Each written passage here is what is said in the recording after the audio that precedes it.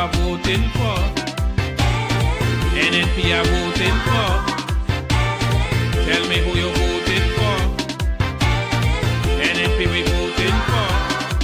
So let's keep moving. The economy growing. Let's keep moving. Construction booming. Let's keep moving.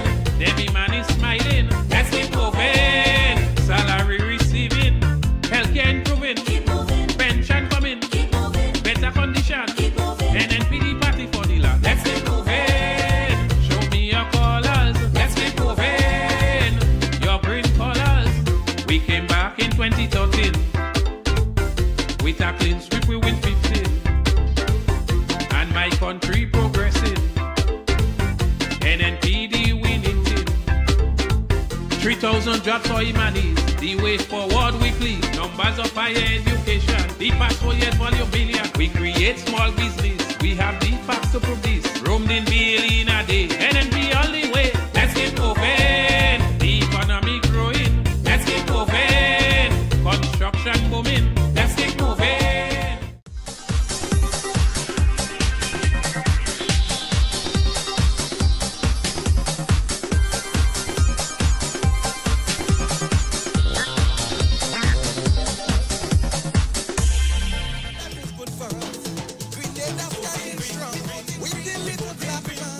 Saying a special good morning to those of you joining us via the various radio stations. 89.5 CRFM broadcasting from beautiful Montjaloux.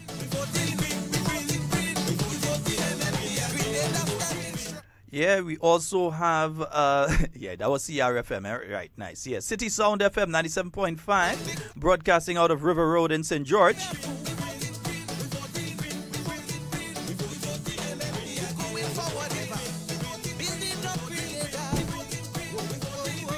91.9, 91.5, Real FM broadcasting from out of St. Patrick, historical, cultural St. Patrick. In Carriacou and Petit Martinique, 92.9 FM. That's Sister Isle FM. Good morning to you, Lisa Marie, Linton, DJ Jack, the entire squad, yeah?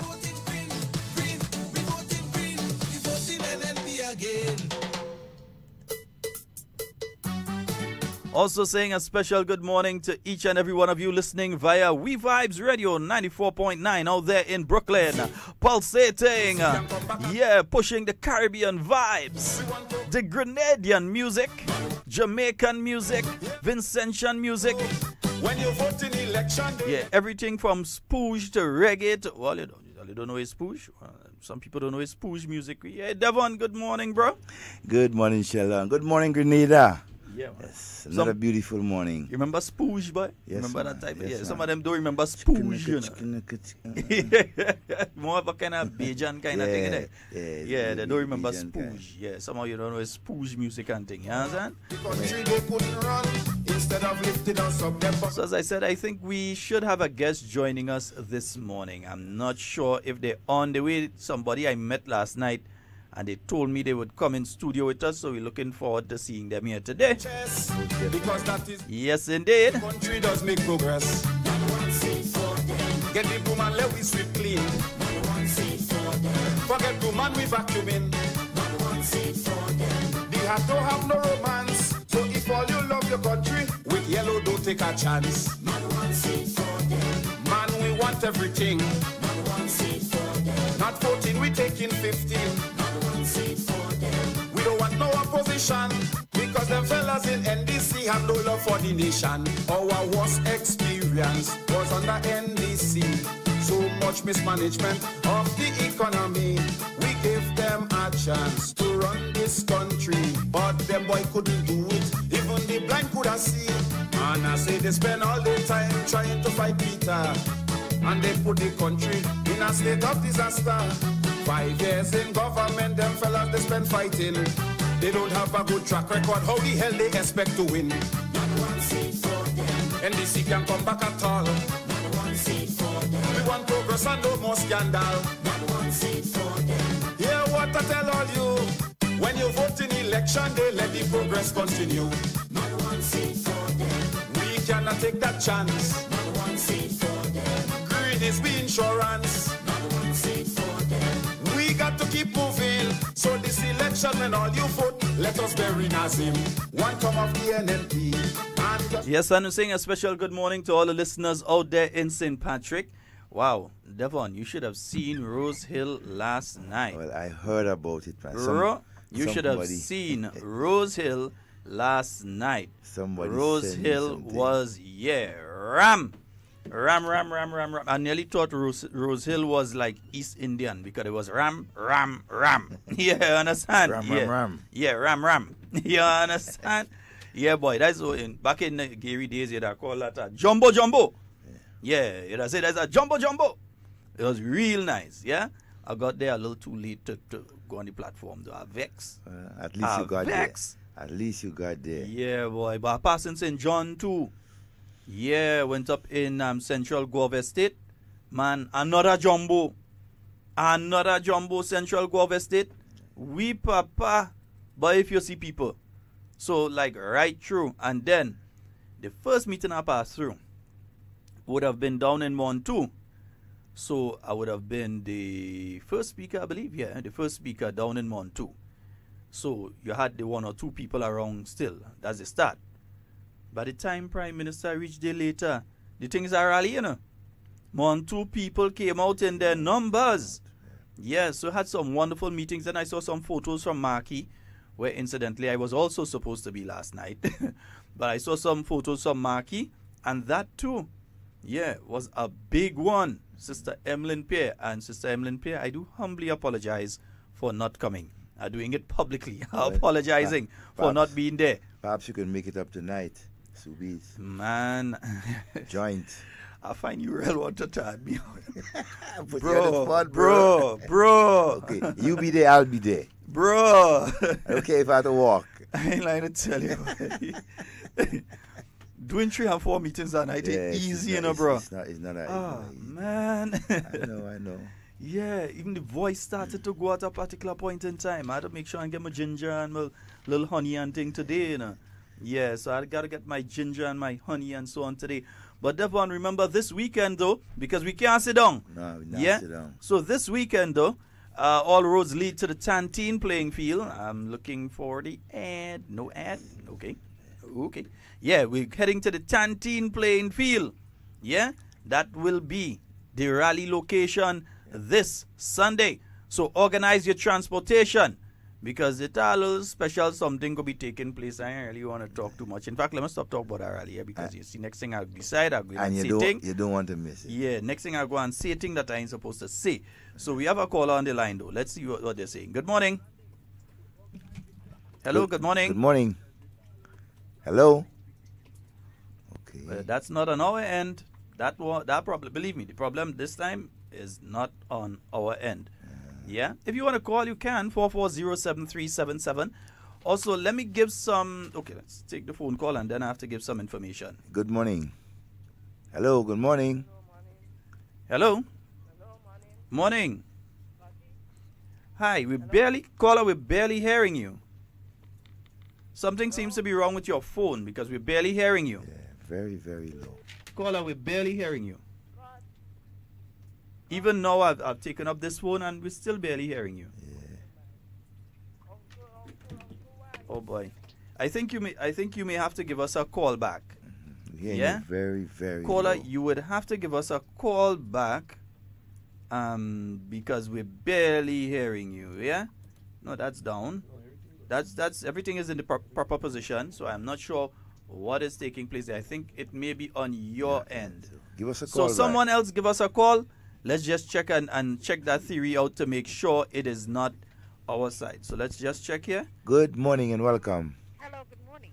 No, it's on our end then. Are you hearing me? Yes, we're hearing you. Right. Okay. I want something I sat down there and I thought of. It's all the campaign and out of the campaign. Have you ever heard anyone in the party saying that they don't like the like people in the party in NBC saying they don't like their leader? Have you ever heard them saying they don't like NNP leader? No. Have a good day. All right, my dear.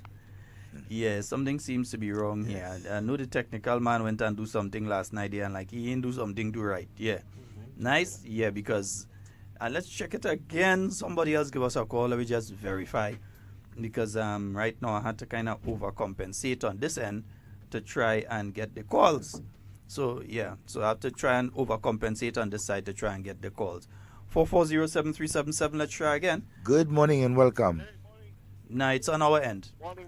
It's the Okay. right. Now we're hearing you clearly. Yeah, morning. All right. Well, I was in Rosie last night, and Rosie was green as the grass. I was pleasantly surprised, and of course, you a joint meeting there. And when the Prime Minister came, man, it was a man, So we're on the move. We ain't sitting down. We do what we have to do. I just want to remind the people of St. Max that Honorable Caris Modest having a public meeting in River Sally tonight, starting at 6:30. River Sally. And we encourage all to come out and hear the message of the candidate and her plans for the further development of the constituency and parish of St. Max.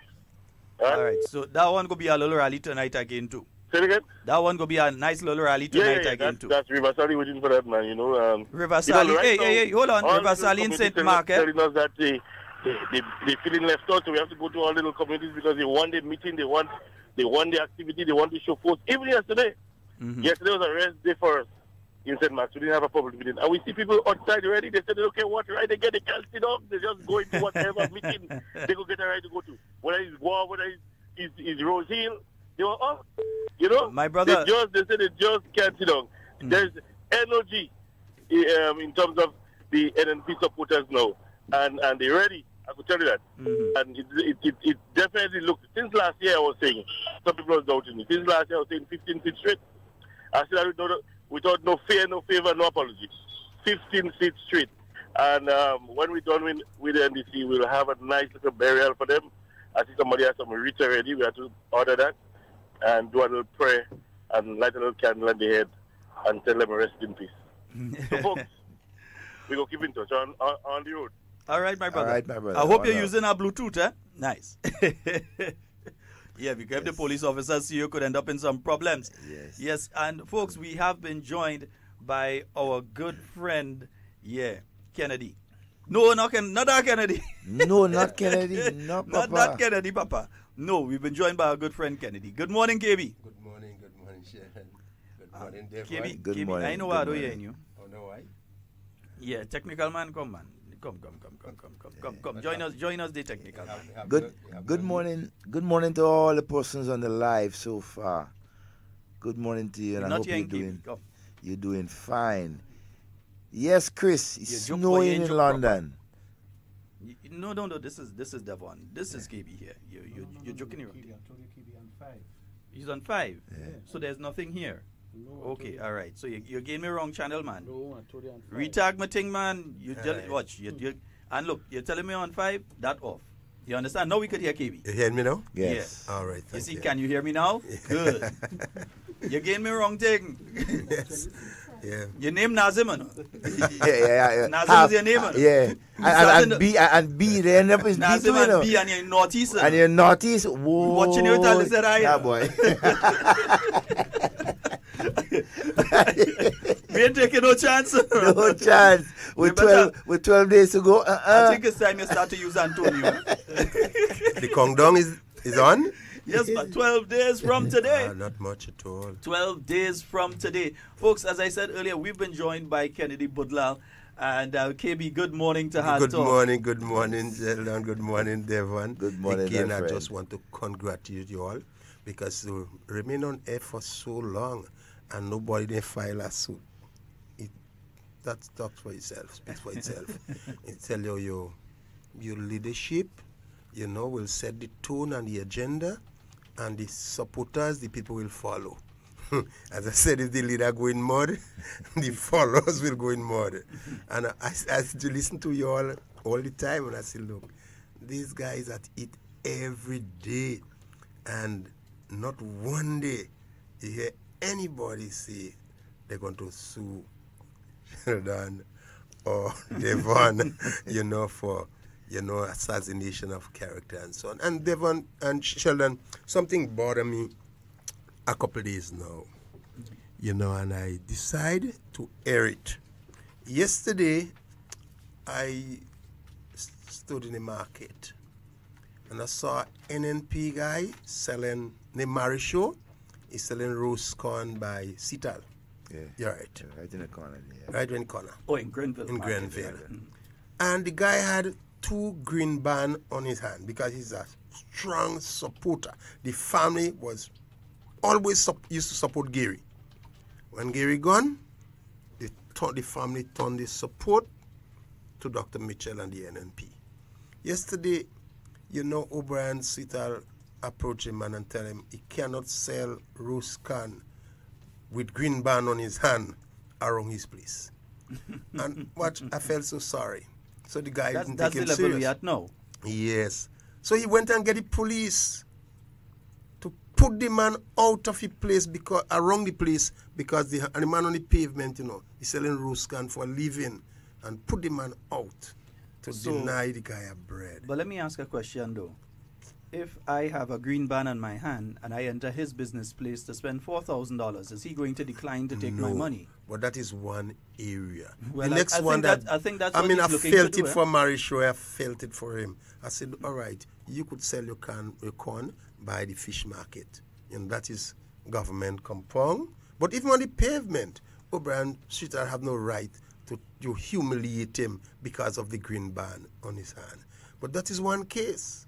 Even yesterday, somebody reported to me, an NNP youth went and played drum in Livingston Nelson, you know him, with the Tivoli drummers, and because he have the green band, Livingston Nelson tell him he can't remain around with the green band, you either take it out or leave. Again, you see, I decided I'm going to shame them on radio. They don't do that to the poor and the vulnerable in the society. And this is hard talk. This is hard talk. We don't say what anything we can't back up. We back up because Aaron told me take it up with Livingston in the poetry meeting, and he admitted it. What's to more to come? There is a young man who sell, not elderly, he sell plantain just around by Sitali. You must know him. Strong NNP supporters. GBN interviewing people. They asked the guy what he think about the election coming. And he said, I don't feel we need any changes. We good with that. Watch, you talk about humiliation that guy received by the NDC. They told him they will never buy his plantain again. But he said, well, look, it's not NDC alone that buying plantain. And then people just buy plantain, and you have some sensible NDC will buy his plantain. But again, he go through the humiliation. But the worst of all, it was a lady by name is Annes, strong NNP. Last election, Annes up in Ahuma. Strong NNP. But last election, she gave Terry Healer her vote. This election, Skita Lewis approached her, and she said, look, she going back to original. Where she from? Where she came from.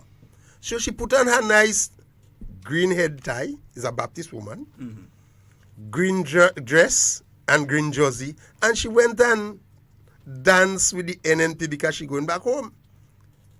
And the owner, because she renting from her NDC, when she get up, reach up, the early morning approach Miss Annes, you will have to leave the land.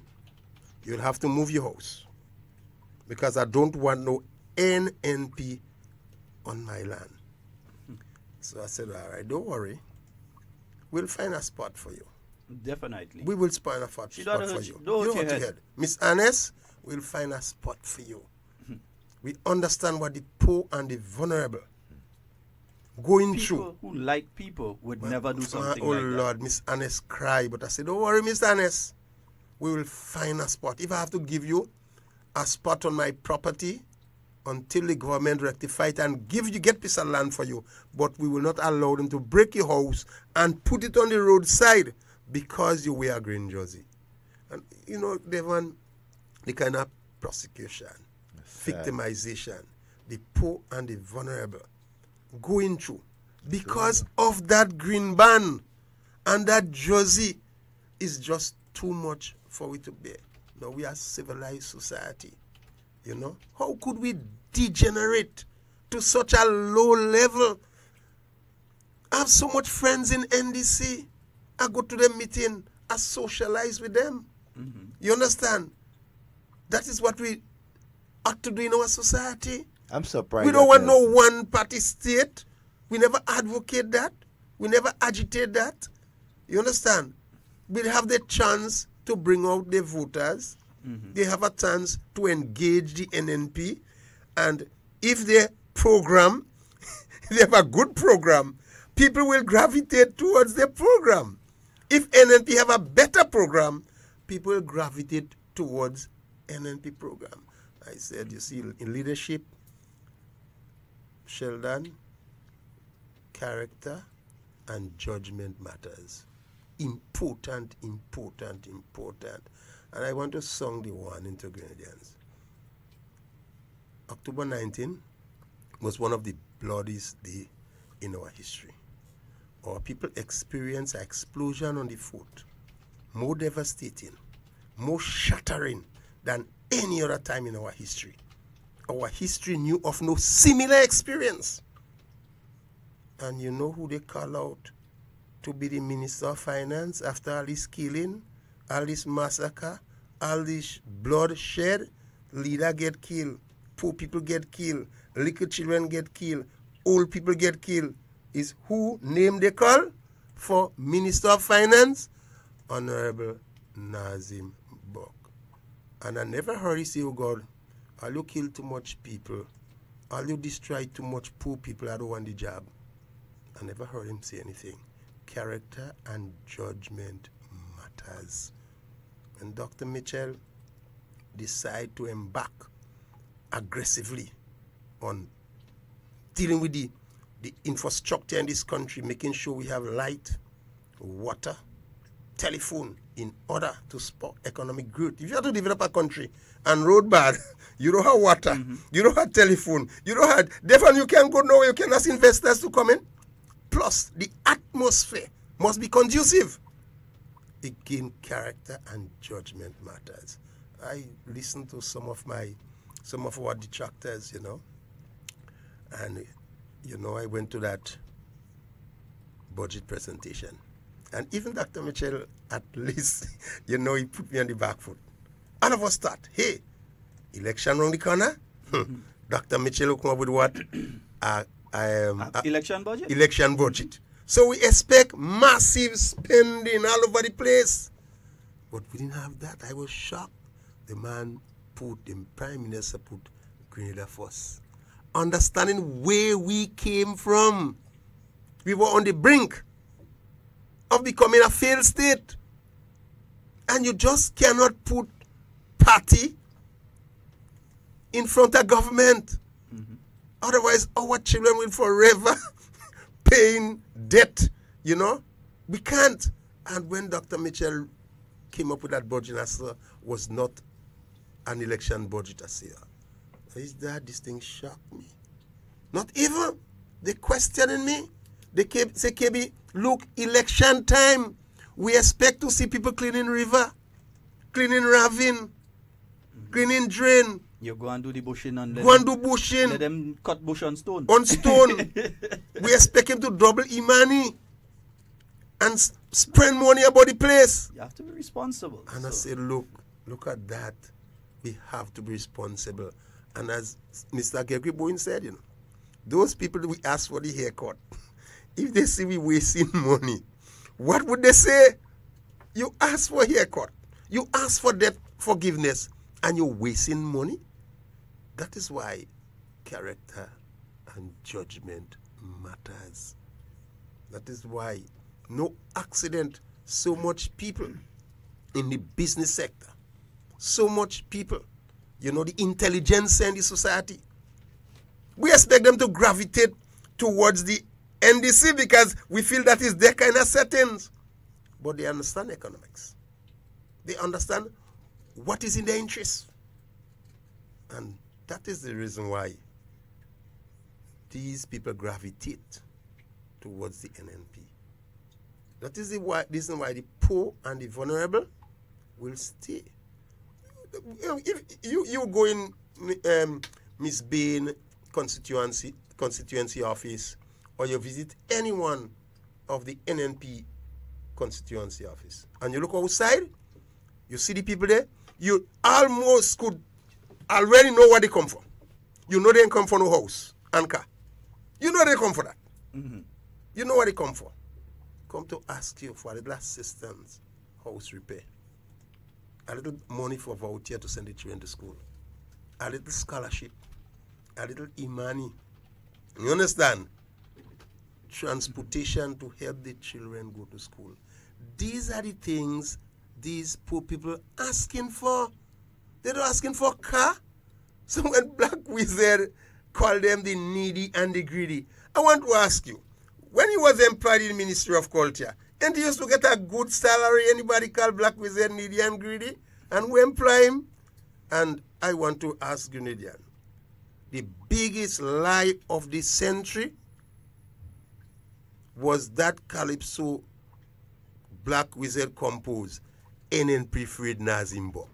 That is the biggest lie of the century. Which Nazimbok NNP Fred? Not this one. I think the whole of Grenada Fred Nazimbok. Well, I say, what is that? Of course, we Freddy come back in power to make Manje Popot in the Ministry of Finance. But to say we fear him as a politician, that is not true. That is the biggest lie of the century. Who Fred Nazimbok? You present a budget. You call him mother for budget. You come back and watch the people in the eye and say, in a couple of weeks' time, I'll come and tell you we are getting money to fund the budget. Juke Jody up to now, the man never come back. Or you could fear a man like that? Or you could fear him? What I could say is this, KB. They've been speaking, and you started off by speaking about some of the victimization that is taking place. Yes, now imagine, it's painful. You have victimization taking place by a party that is an opposition party without a single person sitting in the House of Representatives. Yeah? And you're hearing stories now of what already their members, their supporters, their activists, and their leadership are doing to people out there. Because I'd like to ask Sital or whatever his name is, I'd like to ask him, if I walk into a business place with $4,000 right now, with my NNP cap, t-shirt, and band on, if you go refuse to take me. The man is a businessman. If the guy owes the man outside, no, but he's basically telling, Devon know what he sells. He's basically telling, a long time he's been selling. He's basically telling every member of the New National Party, you don't want the sale. And I don't think we need to live in a country like that. It's a stand up there and a weakness, I am purchasing stuff from individuals, and when they stretch their hand to sell you, I'm seeing the NDC ban.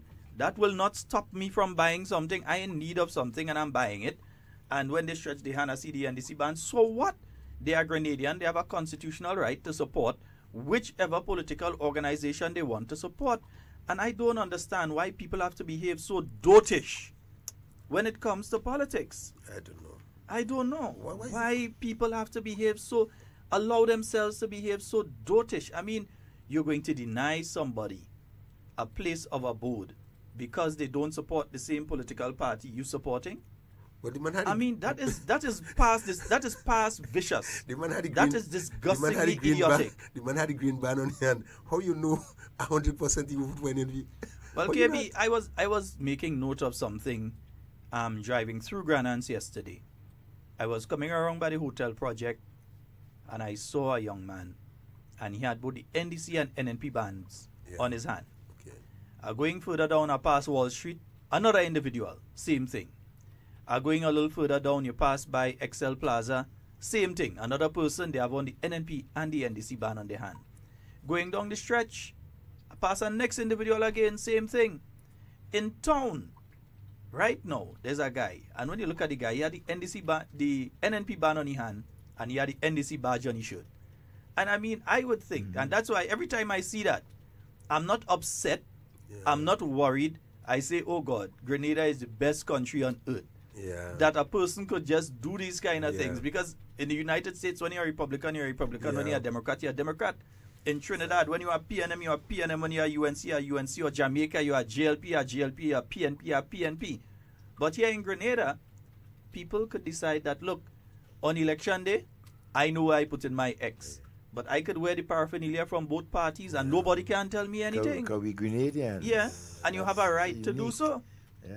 No, Because I know people right now, I am absolutely 100% positive, because I know for a fact, people who are campaigning for the NDC right now that are not NDCites, they have been called, they're given an opportunity to go out and campaign, they're campaigning, but believe me, they're voting for the House. That is 100% certain. But every morning, well, almost every day, I go down right by the bus terminal. There's a Rasta man there from Shantimel. Morning, Ras. Right? Yeah. He has like a yellow band on his hand and a badge. I say, look, hold a green. And I give him, put it on the next hand. Every day he wears that. Yeah. And we talk politics. We about Grenada. I know. That's what it's all about. And that is the thing. When you see that with some people, you realize this person is past petty politics. Exactly. This person is into national development, patriotism. Look, because there is good in all parties. There's good in all political organizations. There's good. Yeah? And when you can decide now that, look for the things that unify us instead of looking for the things that separate us. And I think there is the difference between the New National Party and the NDC. The New National Party speaks of and looks for the things that unite us as a people, the things that we agree on. We all agree that we want to see our economy move forward. We all agree we want to see agriculture and tourism and manufacturing move forward. Yeah, we all agree on that. How do we do it? How do we come up with a plan, and how do we put forward a plan of how we're moving that forward? Or we will speak of the plan that we've already implemented and it is rolling out. Add to it, Yeah, so we are about unity. We're not about going and passing town and watch somebody like Kami. And they're giving Kami West. And they pass in and they go look at Kami. And if they didn't have something to tell her about she foot, they have something else to tell her. Or as soon as we get inside there, don't worry, we come in and we taking that spot from you. We taking that spot from you. Yeah. We making sure and put you off the terminal. Yeah, disgusting. That sort of disgusting, childish behavior that some of these people need to be medicated and put in Mount Gay up for, because it seems as though they have mental issues that they can't see people and leave them alone. And I think our politics has to move past that sort of petty stage. Okay, NDC, typical NDC. Oh, look at the state of healthcare. Healthcare in a mess. NDC trying to tell us that healthcare in a mess. Which is why the other Kennedy, I refuse to entertain any conversation with him. Because if he could come to me and tell me, Sheldon Scott, me, this guy here, if he could tell me that the NDC go and fix healthcare, then I think that he probably need to be medicated and placed in the pink house too. Because the NDC was the organization that used to take the little tube in and so and wash it and put it behind the hospital to dry. And they can't tell me a lie, because when my son was in there, I take pictures of it. Nazim, if we had the pictures still, I take pictures of it and put it up. The NDC was the same organization. It had an ambulance park up in Maribo. They needed a battery, a battery, for ambulance, They refused to buy the battery for the ambulance. Another ambulance needed tires. And this is ambulance that was parked up when people need calling for ambulance and you can't get one. Another ambulance was parked up because it need tires. Is the gentleman from Switzerland who had to come back and buy a battery and buy tires to get the ambulance thing. Meanwhile, the NDC in government. And you're so correct. They're going to tell me about healthcare. They had a steel structure rusting up there. And every time they pass you, they say, look what Keith Mitchell for you. Look what Keith Mitchell for you. They look at it now? They have a look at it now? No, they need to go and see a look at it now. Go and look at it now and say, look what Keith Mitchell for you now. Go and do it. Point to it now. Go and point at it. Look what Keith Mitchell for you. Well, look at what they did to the people at St. John's. But they are talking and they are saying the NDC has no moral authority to speak on certain things, and one of them is healthcare. Yeah. NDC needs to shut up. What you're saying is so correct. Sheldon? No moral authority. I was on Where's Ann Peters? But let me give you the story. I was on platform with Tillman Thomas and Ann Peters when I was at NDC. Mm-hmm. We're in River Sally. And Ann Peters come out and blast the NNP on healthcare. Blast it. She was so good in lambasting and bashing the NNP, they decide to give her Minister of Health when they win. But she never thought it was so challenging when she was Minister of Health. When she get Minister of Health. So every Monday, as one of the ministers told me, she keep complaining in cabinet. She want assistance. She have problem in health. And they was not paying for the suppliers. They wasn't paying the suppliers. Not paying the suppliers, suppliers to bring medication in the hospital. Because she's very passionate about health. When she realized she was not getting assistance, she take it up with Tillman Thomas personally. You know what happened? They threatened to fire. She had to beg for her job.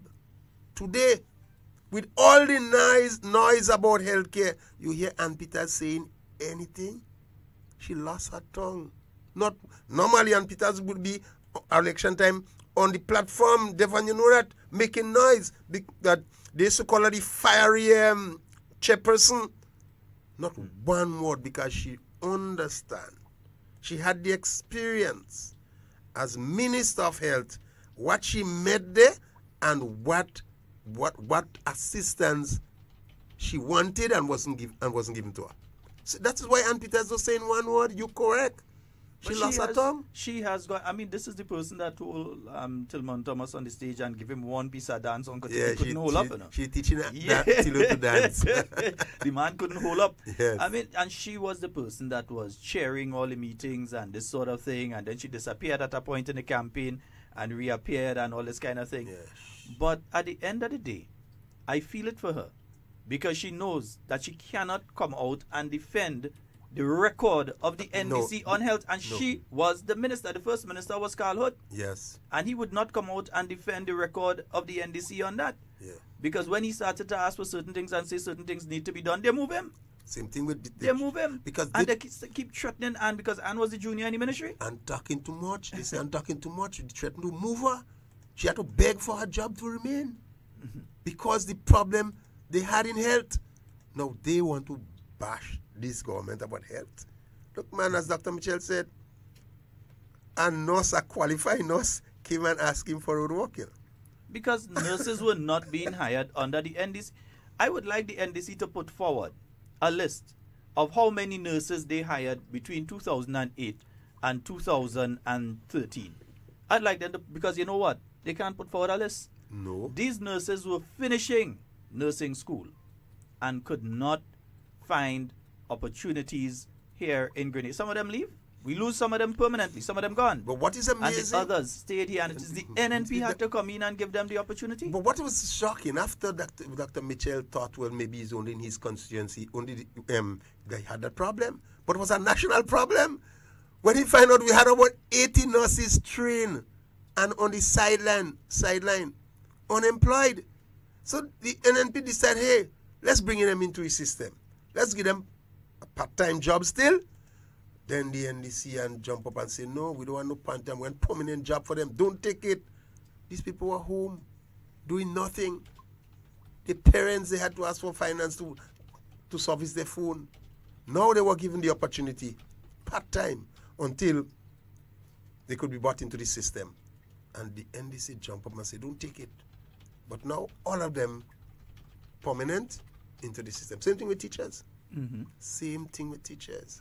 And look, and you look at again, and let's look at the record of the NDC and compare it to the record of the NNP. NDC 2008 to 2013, NNP 2013 to 2018. We had an active cancer program so that when persons are diagnosed with cancer, they could receive treatment and so on. That was in relation with one of the businesses in Grenada. Together with the government of Grenada, you had people like this elderly lady in Grandans, they're originally from St. Mark, Miss Hopkins, and so on, working on that particular program and assisting, making sure the reagents are properly distributed and all of that, helping a lot of people that would have had the early stages of cancer, and therefore you could have battled with it, other than having to send them overseas and so. The NDC crashed the program. Dr. Nimatali was here. Dr. Nimatali was here in Grenada for that cancer program. They crashed the program.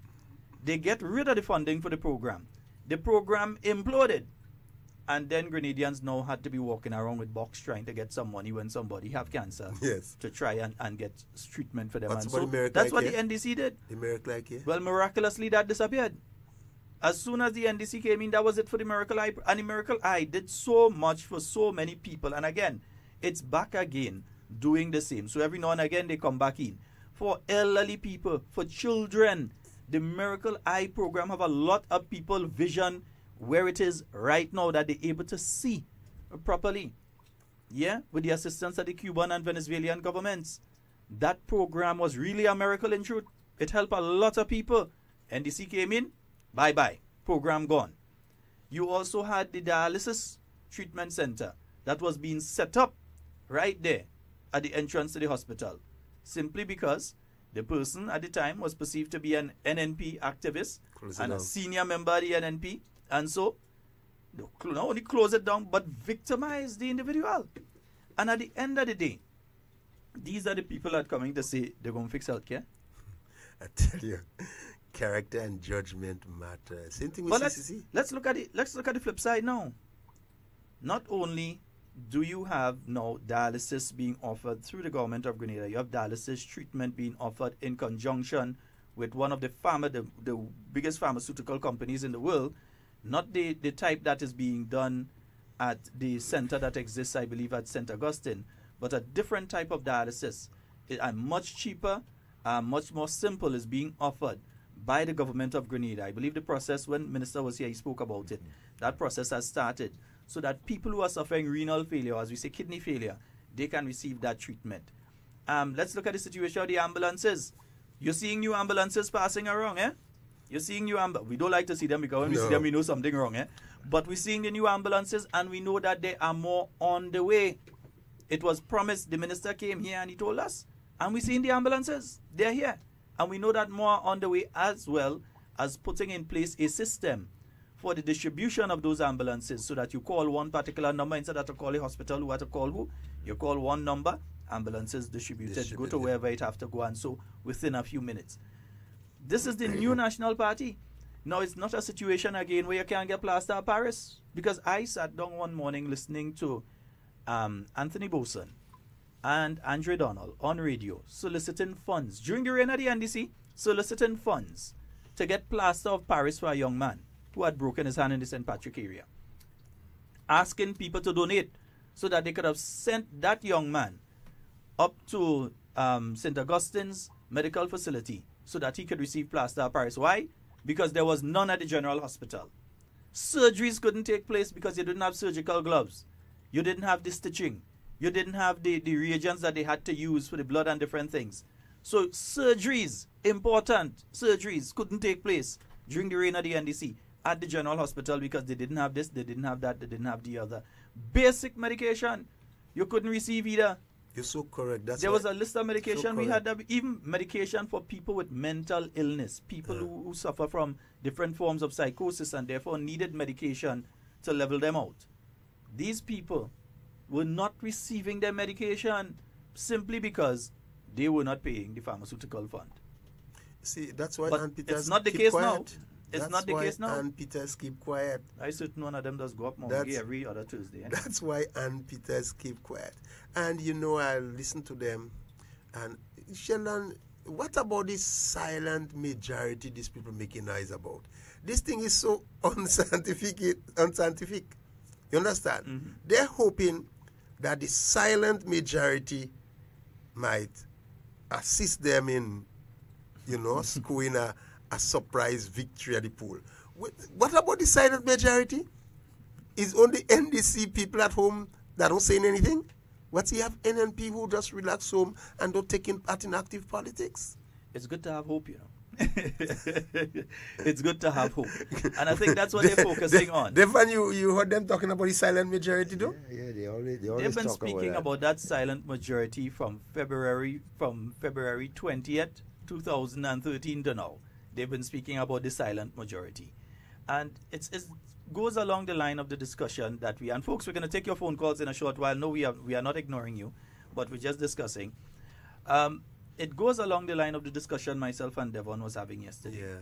That there are a lot of people who had associated before with the NDC who did not vote in 2013, who were totally upset with what happened between 2008 and 2013. Okay. And they barely still hurting them. Yeah. They barely still hurting them. And we are saying to them that the people who fomented the confusion are still in the leadership positions in the NDC. And the way to fix that, because when Brother Peter was saying, watch, let's come together. And Peter David gave the story, and I'm sorry we didn't get him to give the story recently when he was here. He gave the story before the motion of no confidence. Yeah. Nazim came to him and he said, watch, let me just put all this thing aside and let's just save the government. And then we could have a nice discussion right after. And let's just come together. We can't crash the thing. We have to. And Nazim talked to him and I said, okay. So when the motion of no confidence come up, Peter David saved Tillman Thomas. Saved the NDC government. I remember him sitting down there. And Joe Gilbert, I always remember that. Joe Gilbert sit down there. And like all of he telling Joe, and you see Pedro begging. Yeah. He begging Joe. You could see hands and think, oh gosh, brother, we can't crash it. You see him begging Joe. Yeah. And Joe Gilbert vote and save the NDC government. The first thing NDC do is hold a rally and call all of them traitors. That was the time. Well, they saved it Friday. They saved the government Friday. Sunday they cost them in the car park. That is the thanks. That was the thanks. And you save the government and the whole rally. They say yes, government survive and all kind of thing. And the same men who saved them. Yeah, we had a chat yesterday about the same judgment, character and judgment, matters. When NMP was out of government with the Grindberg case. And the country, future was at stake. The ruling party, the NDC government, refused to defend their own country, They wanted the case to just go through, let Grindberg win, and put the blame on Dr. Mitchell and Honorable Gregory Bowen, and feel that will be the end of the political career. At the expense of millions of dollars we had to pay. And when Dr. Mitchell and Gregory Bowen in opposition sourced the funding for legal defense, went to the United States, Minister Bowen, and single-handedly defend the government position and defeat Grindberg after 60 other countries back away from him. And SWAT said for it to say thanks. They said this Kit Mitchell and Gregory Bowen case. That's why character and judgment matters. When you see all the people flocking towards the NNP, as we say, is more than the excitement of the rally. Grenadian, bright, intelligent. They have experience, they see, they understand, they feel. They are aware what took place and what is taking place. No accident when the NDC hold a pocket meeting, the crowd very small.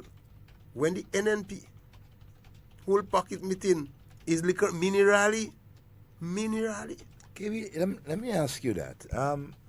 You have been moving around, especially in St. Andrews, for the last couple of months, and so give us a feel of what you think will happen, what is going on, and so on, and the mood of especially the NNP supporters and so in St. Andrews, and upon a perspective of the four candidates. Yeah, I tell you, with the surprise. The constituency with the most energy, is Sister Evelyn Pierre. Sister Evelyn Pierre constituency have the most energy. And I'm surprised that if she don't win by more than 1,000 votes, it's less than 1,000 votes, she will win by far more than 1,000 votes. And speaking to most of the NDC, they already give up on Patrick Simmons because he moved about by himself alone in this van, nobody with him, and so. When you go to St. Delma Thomas constituency, again, she generated a lot of passion, a lot of energy, you know. And Philip Alexander, no way at all he could really put up an incredible challenge towards Delma Thomas. She's on the ground, she cultivates relationship over the years. You see, Sister Delma Thomas never stopped engaging people. And the key to success is engagement. Not every time you go out, you have to spend a lot of money in politics, you know. People want to, once you could explain to people and cultivate relationship, that is of paramount importance. And Sister Delma Thomas was doing that over the years. That is why it's so easy for her now. Let's deal with Miss Yulan Bain. We always used to believe Yulan had the toughest fight in St. Andrews because of Qualis. But Sister Yulan Bain doing a wonderful job. In all her meeting, she generating a larger crowd than Sylvester Qualis. Much bigger crowd. And again, we know Sister Bain, she's not that, flamboyant, speaker and, and so on. But her one-to-one on the ground with people, she able to cultivate a lot of relationship and bring service to the people in that constituency. Well, I think in my view, though, just to cross with the Yulan Bain Horsford, I mean, she has delivered immensely for the people of Southwest. Yes. I mean, moving around, listening to the persons, and so she has paid much more attention to the needs of the young people, the elderly citizens, the farmers, and so in Southwest than she has ever done before, and I really have to congratulate her for that. For instance, that program she have in Gambra there, to bring the elderly together once a week, just to play games, let it connect with one another. And because, it's so good because at a certain time, the elderly will lose the will to live. But Sister Bain, Miss Bain will bring them together and they will enjoy the latter part, of their life, play games and give stories and so on. And that will just prolong their life, bring little excitement.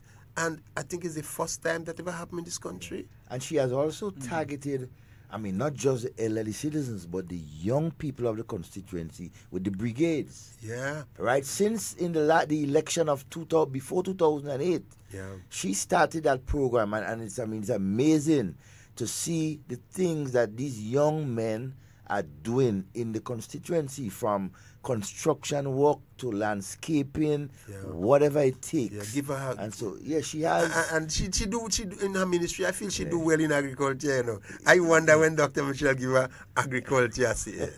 That will look like Miss Bain. I expect Miss Bain to go in social services, tourism. Work you feel that good for the female, but she put up in agriculture, and Miss Bain able to hold her own in agriculture, and she's doing a wonderful job.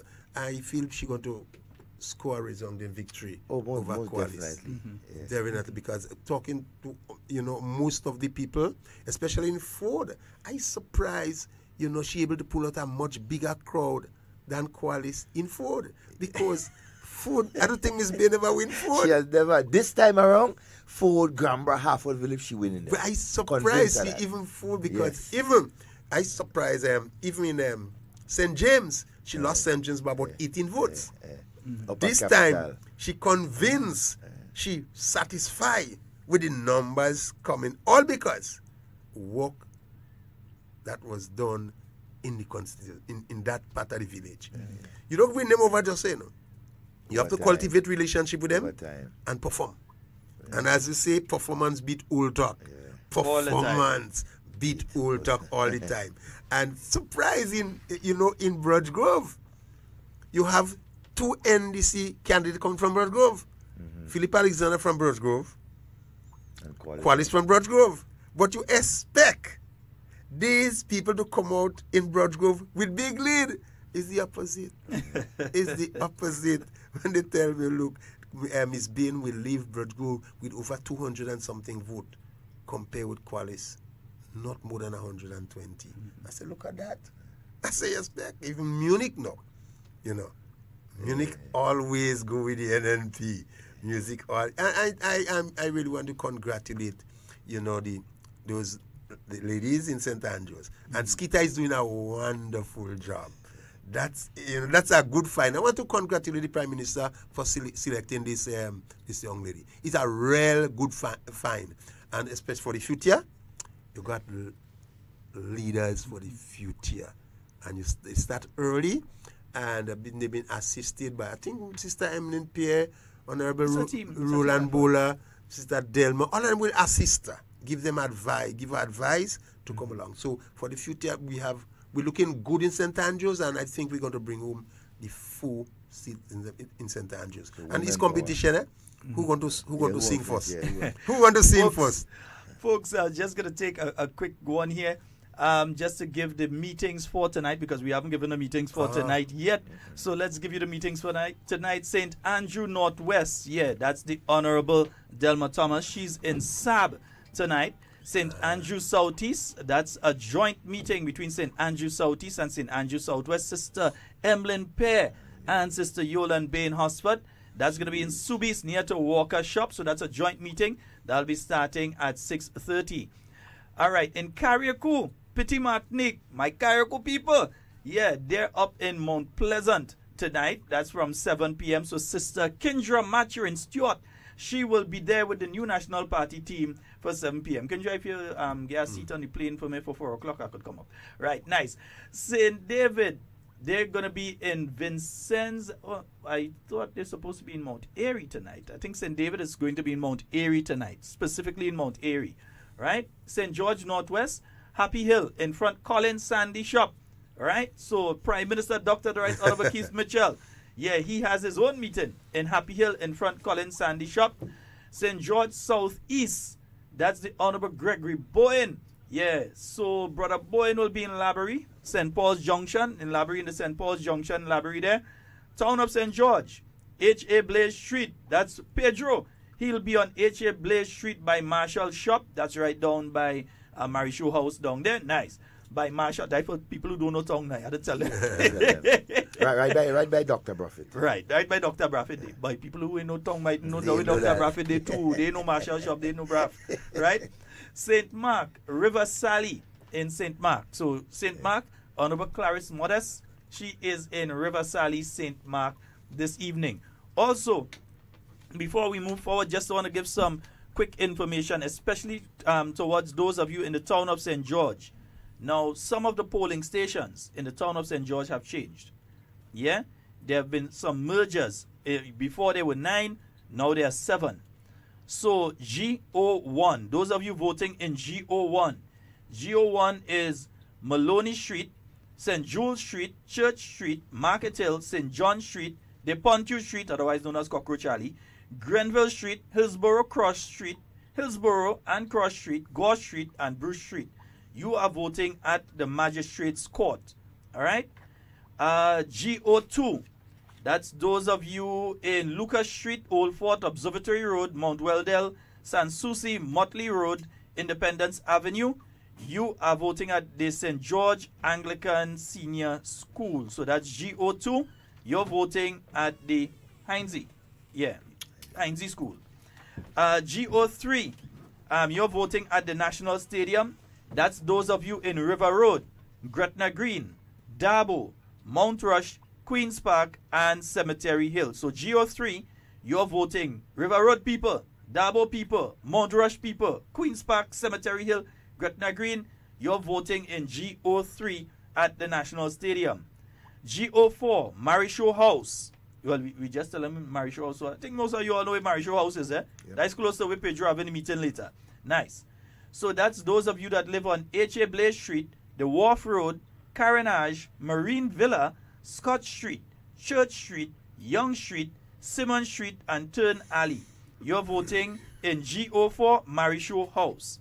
GO5, St. Joseph's Convent, right?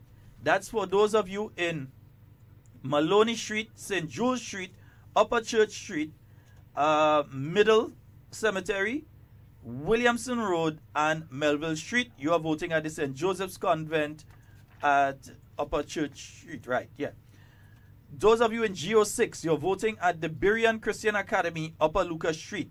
That's the people who are living in Woolwich Road, Upper Lucas Street, Lotus Lane, Tantine Terrace, Long Gutter, Archibald Avenue. So you're voting at the Berean Christian Academy. That's GO6. And there has been a change with GO7 is now combined for what used to be at 2 different locations. So now those of you in GO7, there's no longer GO8 or GO9. GO7, you're voting at the SDA School, Archibald Avenue, St. George. That's those of you from Adams Alley, Baines Alley, Briggs Alley, Cooper's Hill, Cox Alley, Green Street, H.A. Blaze Street, Long Gutter, Lower Lucas Street, Mitchell's Lane, and Park Lane. So just giving you that information. We will repeat it, and we'll also repeat for different constituencies that have had changes. We will repeat it for you from time to time so that you know what's taking place. And remember, all roads lead to Tantine on Sunday. Yes, and KB, I had a question for you because I know you were up in... Oh, I'm seeing someone just messaged me to say Mount Airy is the one for St. George, Southeast, and not Laborie.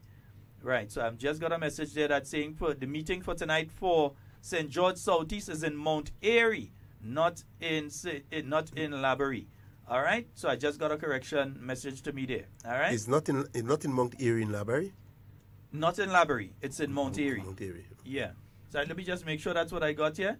Right, yeah. Mount Airy is St. George Southeast. So Mount Airy is the meeting for St. George Southeast. That's Honorable Gregory Bowen? Honorable Gregory Bowen. So he's not going to be in Laborie.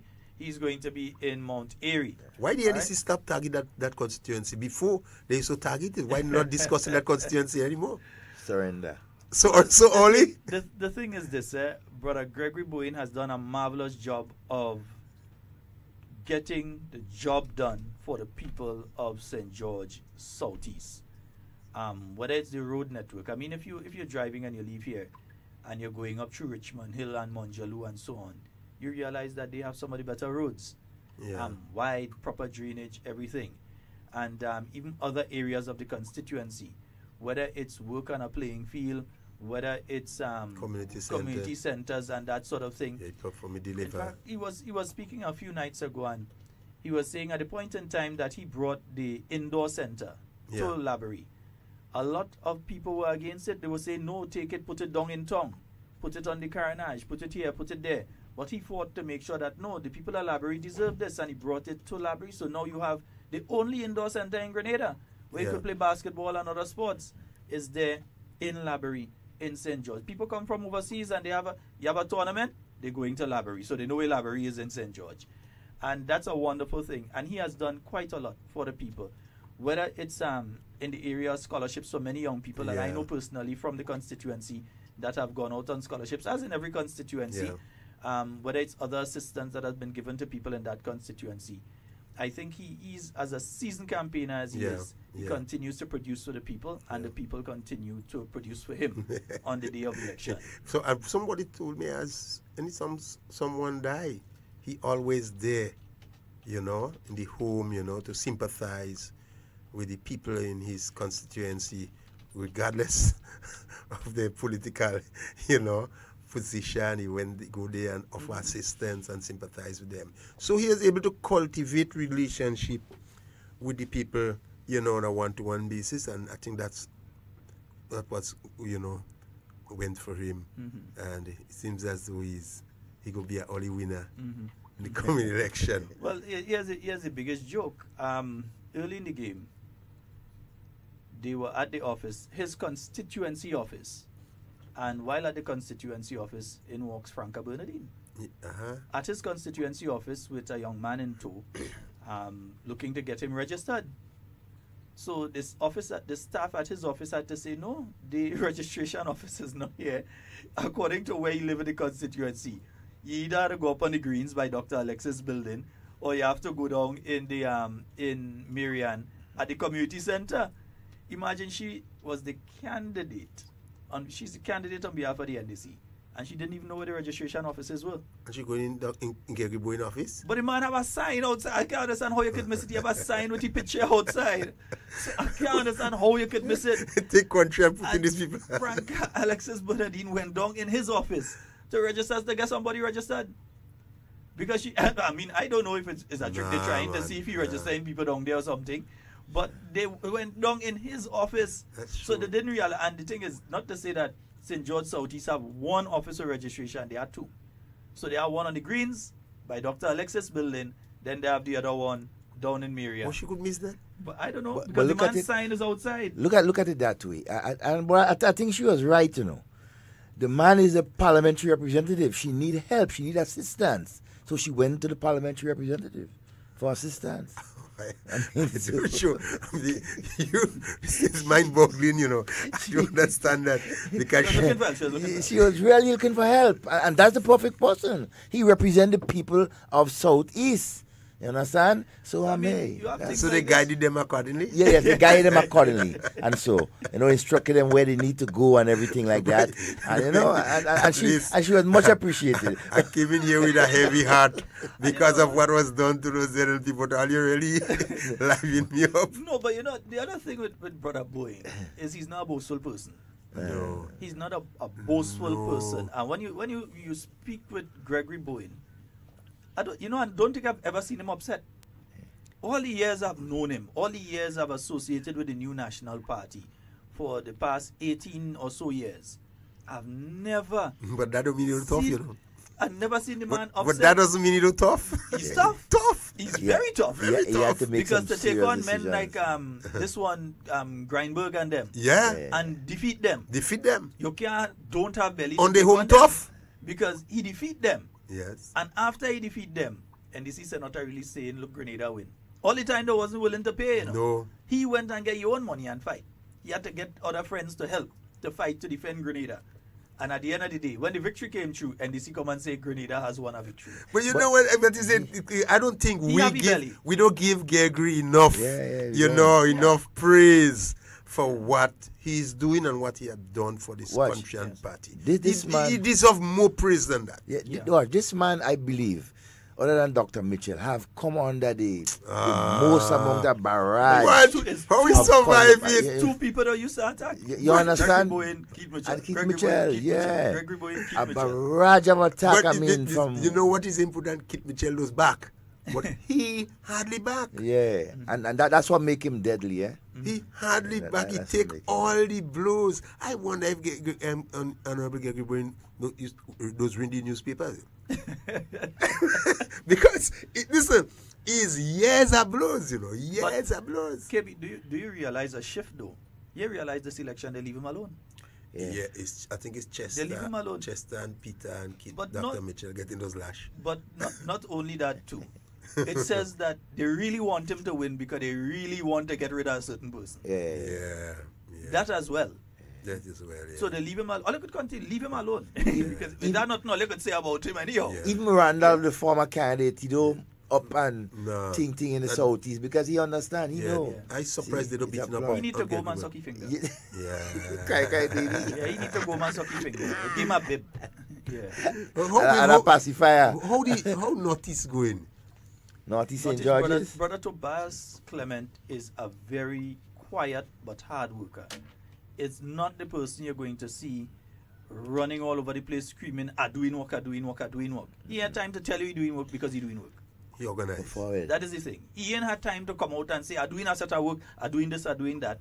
Because he's too busy getting it done.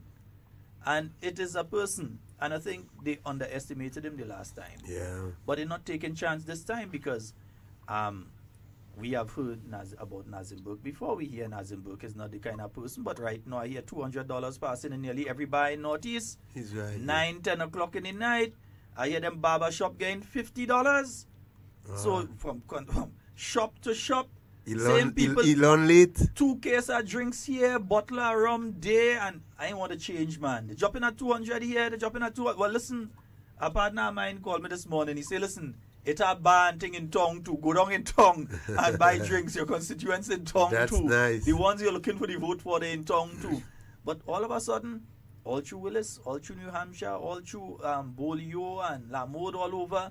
The up and down in the middle of the night now, and they drop in a look at 200 here, a look at 200 there, a look at 200 here. Yes. Bag of groceries, Yeah, man. They learn it late. Yeah, so They learn that it is a late. lot of what is taking place there right now. Yes. I know the NDC is extremely worried because you hear the supporters. They show their words when you're passing tongue and say, you know, 6 or 1 half a dozen to the other to me, I really care. But they are very worried because they know that their political leader is in a very, very precarious situation. They know that. Yeah. And while he's focusing all resources on himself, because while you're hearing that there, you ain't hearing Ray get no set of money to go and campaign, you ain't this one get no money to campaign, that one get no money to campaign. But yeah, I mean, we were up Carriacou. And when we saw someone, Lord, in fact, we're going to leave that alone. The boy tried. Yeah, the boy tried. The boy tried. Leave that alone. But the resources are centered around certain individuals. Yes. And you could see Yeah. that there's a concerted effort to make sure that certain candidates lose Yeah, do do not not and succeed, certain yeah. candidates win.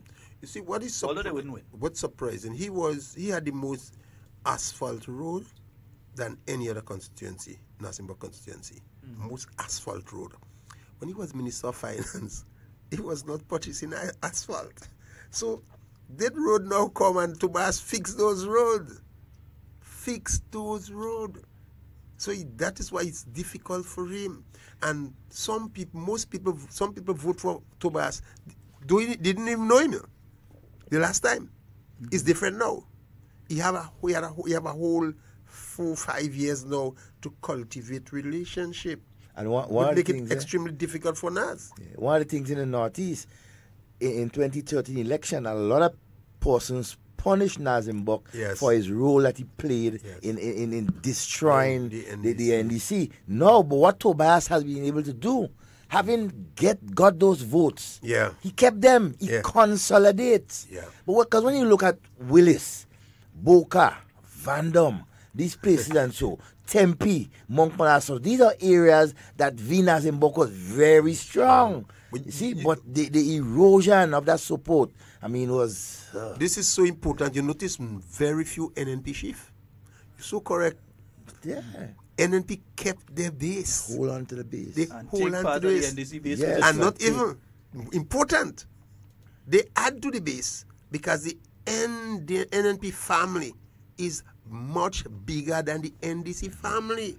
As we say, NDC people hardly make children, 1 or 2 days make. NNP does make a lot of children. When they go in a home, you see in 8 and 9. Exactly. In 8 and 9, and the parents ensure that the children get registered. Yes, yes. And the same poor and vulnerable will punish all you on election day. KB, before we get in trouble, though, I think we need to start taking some do calls. that, And do so, that, folks, remember, Green Day tomorrow. Yes. We put it on with green, and we go in different places. It's a Green Friday. Public workers, we don't want to get all in trouble. Yeah. So don't put on, if all you're wearing green, or they could wear green, but they can't wear the NNP logo. Yeah. I think public workers have a green jersey they just put on and thing. They could you know. They could try that. Yeah, they could try that We have a call one. on that. Good morning and welcome.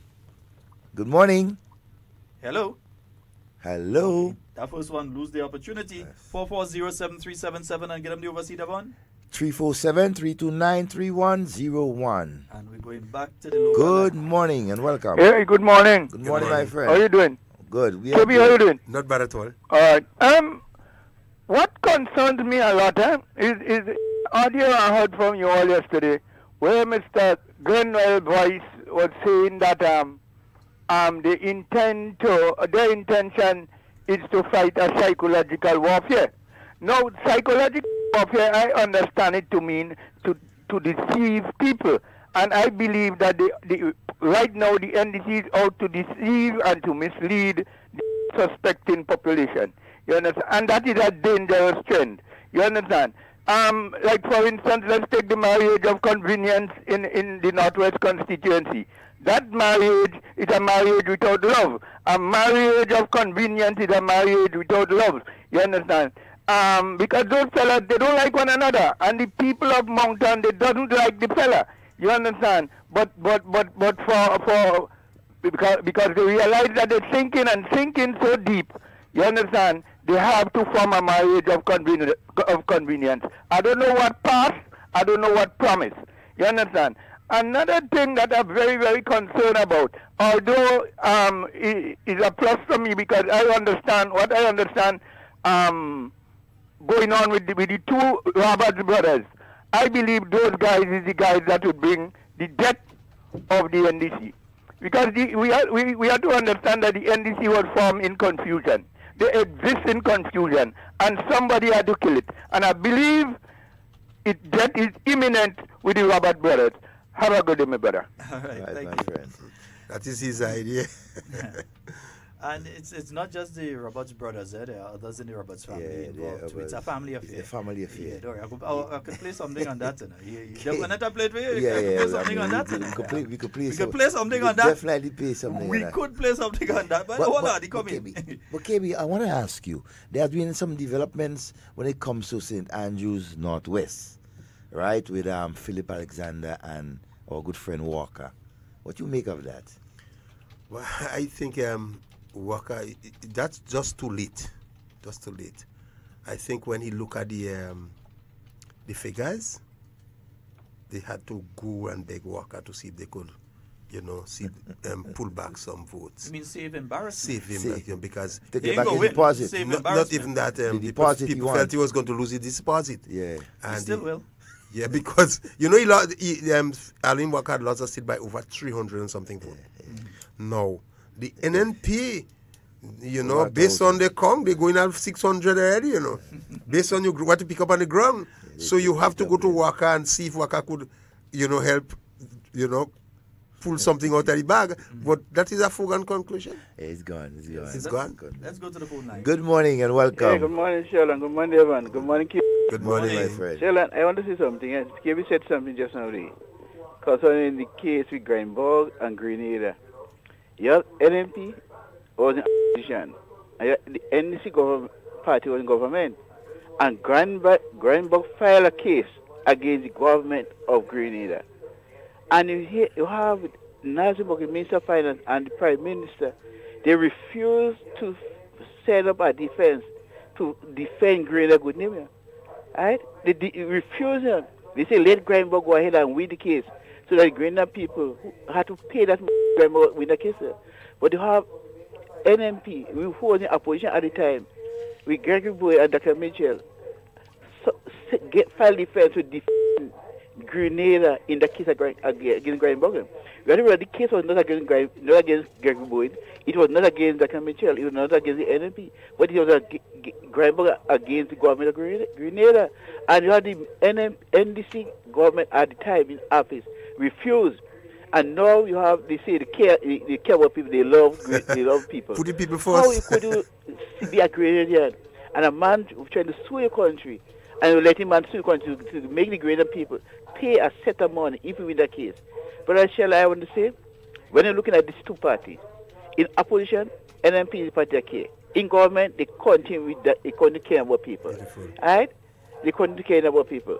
All right? I want to say to Grenadian people, remember the good that NMP did in opposition. Remember the good they are doing for we the Grenadian people in government. Good point. But NDC in government and opposition is the same khaki pants. Yeah. They don't like people, and they don't care about people. All right? But NMP in government and opposition, they care, and they demonstrate the care, and they demonstrate that love. So remember that the one who love you and the one who care about you, so vote thoroughly, come the 13th of March, 2018 election. So Brother Sheldon Devon, KB, you all have a wonderful day. God bless you. All right, my Thank friend. you. Good. Well taken. Points well taken. And folks, just a note that I just received there from the Nazim. Yeah, we Nazim. Yeah, right. Yeah, they'll be just letting members of the media know. So GBN, we know that you all listen, and MTV, all of the different media houses. There will be a press conference at the New National Party headquarters at 1 p.m. today. All right, so members of the media, please take note, there will be a press conference at the headquarters of the New National Party at 1 p.m. today. We have a caller. Good morning and welcome. Good morning. Hello. Hello. Hello. Hi, Yes, good morning, my friend. Good morning. Morning. Hello. Yes, caller, you're live. Go right ahead. Hello. Hello, good morning. You're live with us, caller. Go right ahead. Good morning, KB. Hello. Good morning. Good morning. That's Roger. Oh, yes. NNP Raja in the States? Yeah. how not is going? Perfect, good man. Upper St. John, good. So you have things under control? Yes, we have things under control, and our candidate is, she hot as fire, man. So it's house all the way? House all the way, Raja. Once again. All right, take care, thank you. All right, respect. That's a faithful NNP, eh? Yes, in New York, you know, from Upper St. John. Wonderful. Wonderful. 440-7377. That's the number for you to call and get on to the inside. And 347-329-3101. Really, really, really massive turnout last night in Rose Hill. Yes. And when, you just tell who pay for the dance, to come in the dance when the dance bus. Yeah. So at the end of everything, it was interesting to note that you saw the people walking, going home. Not taking bus and going home. Yeah, but walking. Not taking car and van and good going observation, home. good observation. But you see the majority from of the village people walking, going home. So they just start to disappear in all the different Tracks. who going down by the playing field, yes. who going down to the back other side there, who going in on the in road. So you just see different people walking, going home, and you knew instantly that was a Rose Hill crowd. And it's very, very instructive. And the other thing, I don't think I could point to any other part of Grenada that as heavily branded NNP-wise as Rose Hill. Every shop you pass, it's a poster from top to bottom. Every shop you pass, poster upon poster, every pole. In fact, tree and all, house and all. You're going inside, and when you pass, like where the guys does cook on the junction. It's green. It's like green and white every direction. You turn, you're seeing Sister Pam, you're seeing Sister Pam. They roasting corn, you turning green and that you observe well. You notice they remain and keep dancing while we left. Everybody leave because I stayed until late. So I was there, and part of what I do are there and I'm watching. And while that taking place, oh gosh, while that taking place, everything finishing off, I see a bus come to drop some NDC people. So I see the bus drop, see 3 people come outside. On the junction, 3 people come outside, right by the junction where you could go down to the playing field and so. About 3 of them drop out in the yellow t-shirt and that kind of thing. They come out wherever they come out to the NDC activity and that kind of thing. It tells a story for that particular area. And it's a story that you're seeing replicated throughout Grenada.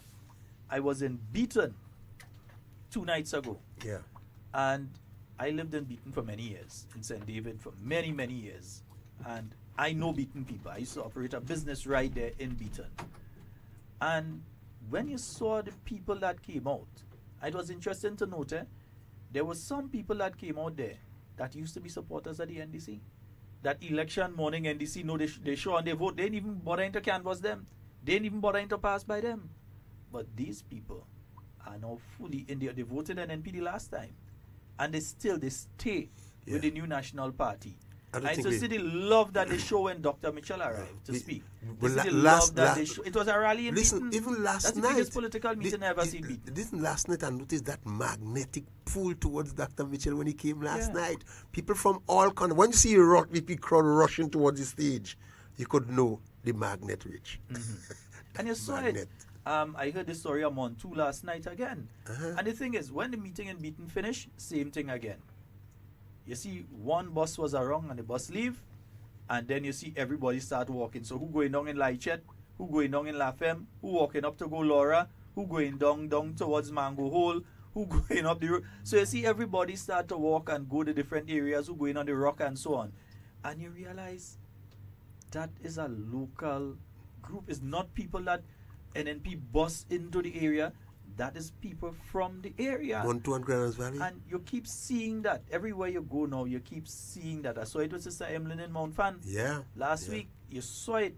that when the thing finish, you They realize go home, they walk everybody home. just walking, going home because it's local people. You know, bossing people. The NDC can't say that.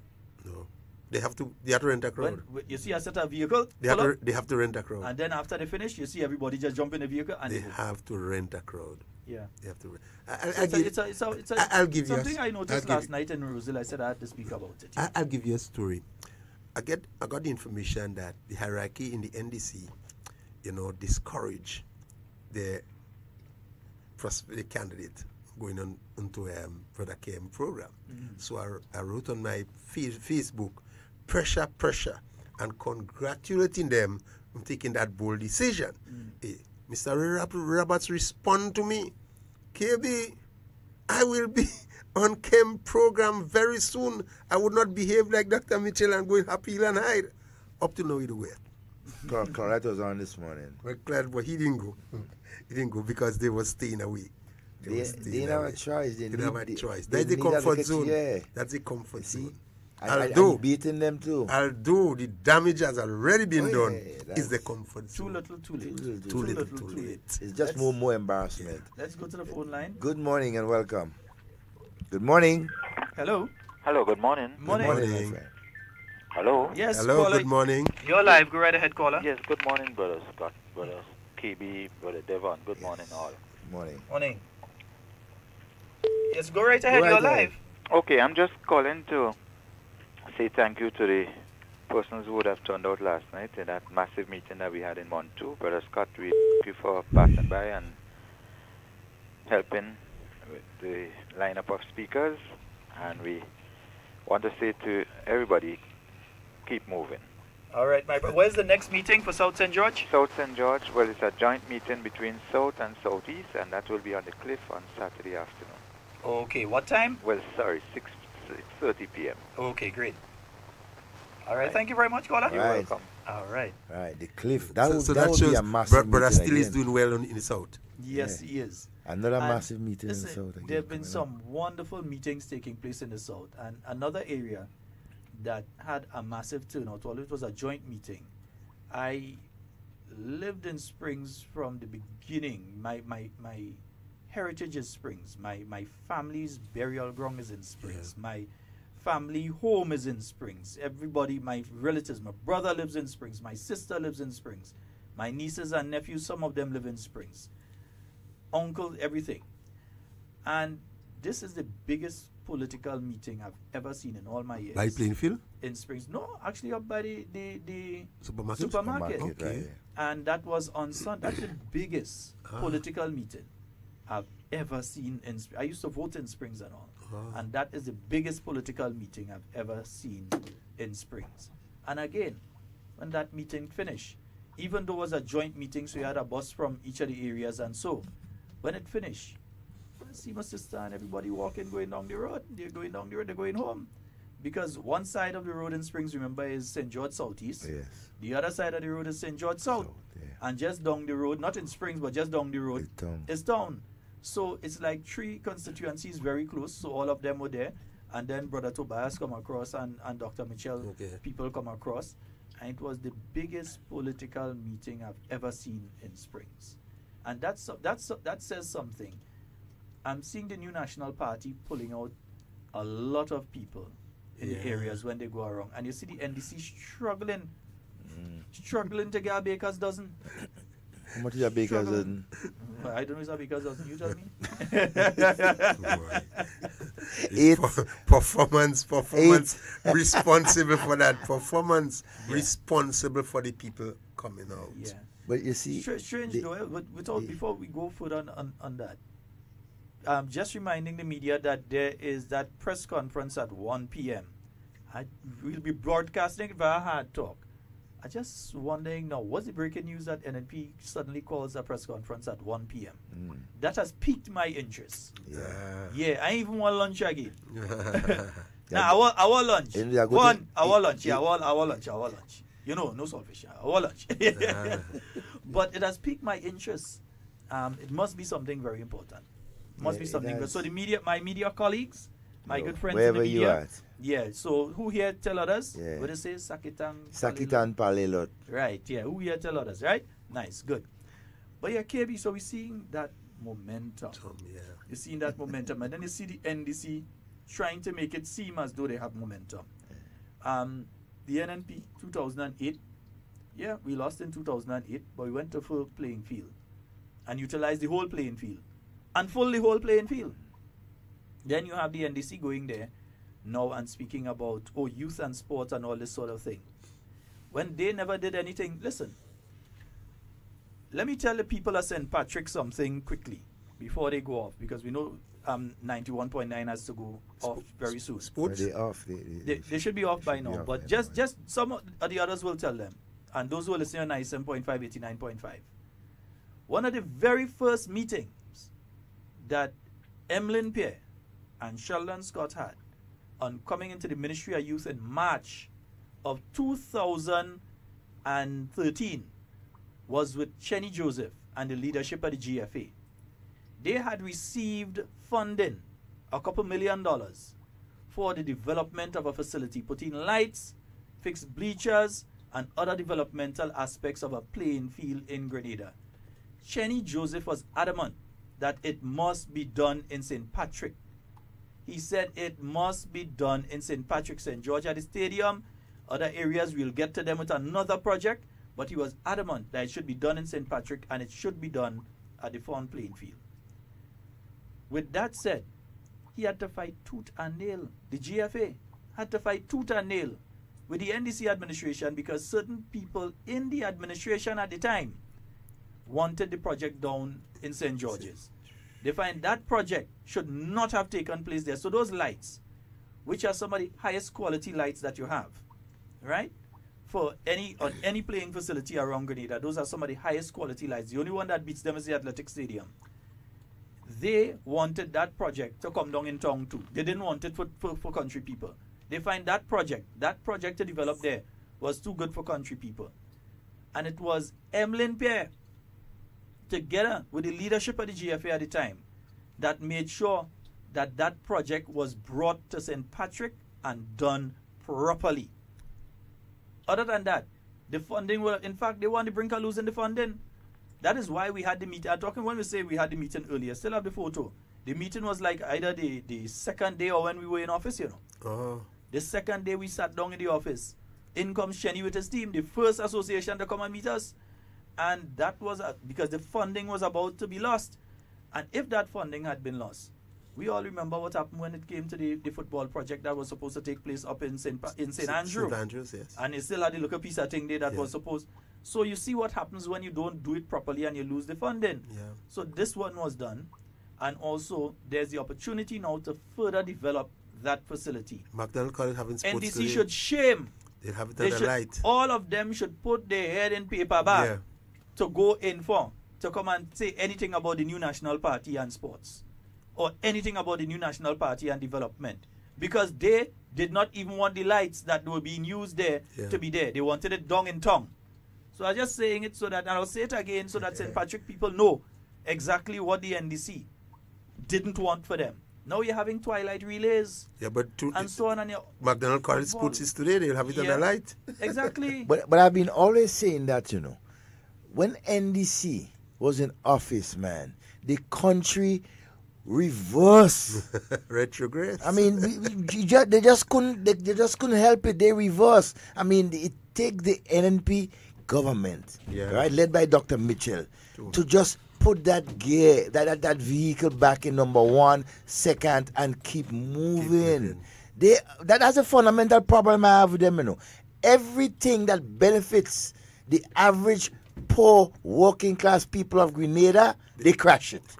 They crash it from health, youth, housing. I mean, just name it. Capital projects. Criticize. They crash it. Criticize everything. How can you care and say you put people first? Look, my God. And I mean, we want St. Patrick people to know, because somebody just messaged me and said they're still listening in St. Patrick. Yes.